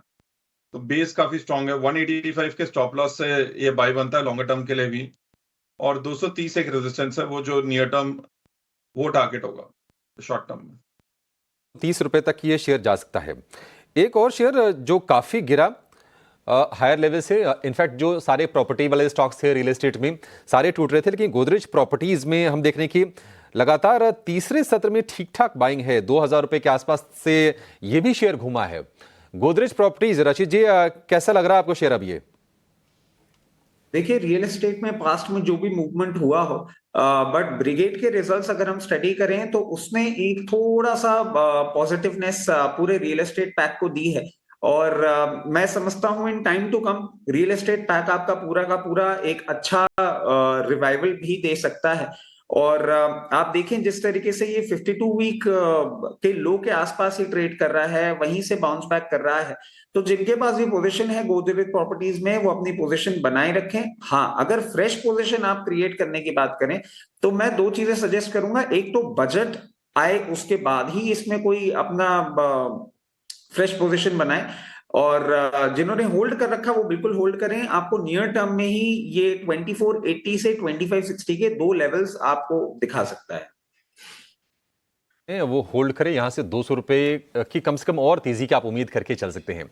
चलिए, इसी स्पेस की एक और कंपनी के बारे में बातचीत करते हैं, और वो है रेमंड। अपने Q3 के नतीजे कंपनी ने पेश कर दिए हैं, और मुनाफे की अगर हम बात करें तो उसमें जो ग्रोथ है वो है करीब करीब 33% के आसपास की। हम EBITDA की बात करें, यानी कि कामकाजी मुनाफे की। अगर हम आय की बात करें तो उसमें 36% के आसपास का उछाल है रेमंड के। लेकिन चलिए, कंपनी के नतीजों पर मैनेजमेंट से बातचीत करते हैं। कंपनी के CFO अमित अग्रवाल हमारे साथ जुड़ गए हैं। अमित जी, बहुत शुक्रिया आपका समय देने के लिए। स्वागत है आपका 18 आवर स्वदेश पर। अगर हम टॉप लाइन की बात करें, यानी कि आय की बात करें, तो वो तो बढ़िया दिख रहा है, इसमें कोई दिक्कत नहीं है। लेकिन अगर हम ओवरऑल बिजनेस की बात करें तो मार्जिन अभी भी थोड़े से प्रेशर में दिख रहे हैं। इसके रीजंस क्या हैं आपके हिसाब से? क्यों ये दबाव बना हुआ है, और आगे के लिए आप किस तरह का आउटलुक शेयर करना चाहेंगे? जी, बहुत बहुत धन्यवाद अपने चैनल पे मुझे बुलाने के लिए। पहली बात तो मैं ये बताना चाहूंगा कि हम लोग बहुत खुश हैं इस क्वार्टर के परफॉर्मेंस से। अगर आप हमारा रियल एस्टेट का परफॉर्मेंस देखें तो जैसे हमने बताया था कि हमारी जो EBITDA मार्जिन है वो 20 से 25% के बीच में रहेगी, और आप देखिए कंसिस्टेंटली क्वार्टर ओवर क्वार्टर हमने एक ग्रोथ डिलीवर करी है, और इस क्वार्टर में 23.8% का हमने मार्जिन डिलीवर किया है। जहां तक इंजीनियरिंग बिजनेस का सवाल है, इंजीनियरिंग बिजनेस में हमारे 3 बड़े बिजनेसेस हैं। उसमें एक है एरोस्पेस कंपोनेंट्स का, दूसरा है ऑटो कंपोनेंट्स का, और तीसरा है इंजीनियरिंग कंज्यूमेबल का। तो जो एरोस्पेस कंपोनेंट की बात करते हैं, उस बिजनेस में एक बड़ा एयरक्राफ्ट मैन्युफैक्चरर के यहाँ आपको सबको पता है कि पिछले कुछ महीनों में उनके यहाँ कुछ चैलेंजेस थे ऑन द लेबर साइड। उसके कारण उनके प्रोडक्शन में काफी डिफिकल्टी थी। तो अगर उनके प्रोडक्शन में डिफिकल्टी थी तो हमारे कंपोनेंट्स की डिलीवरी नहीं होती है।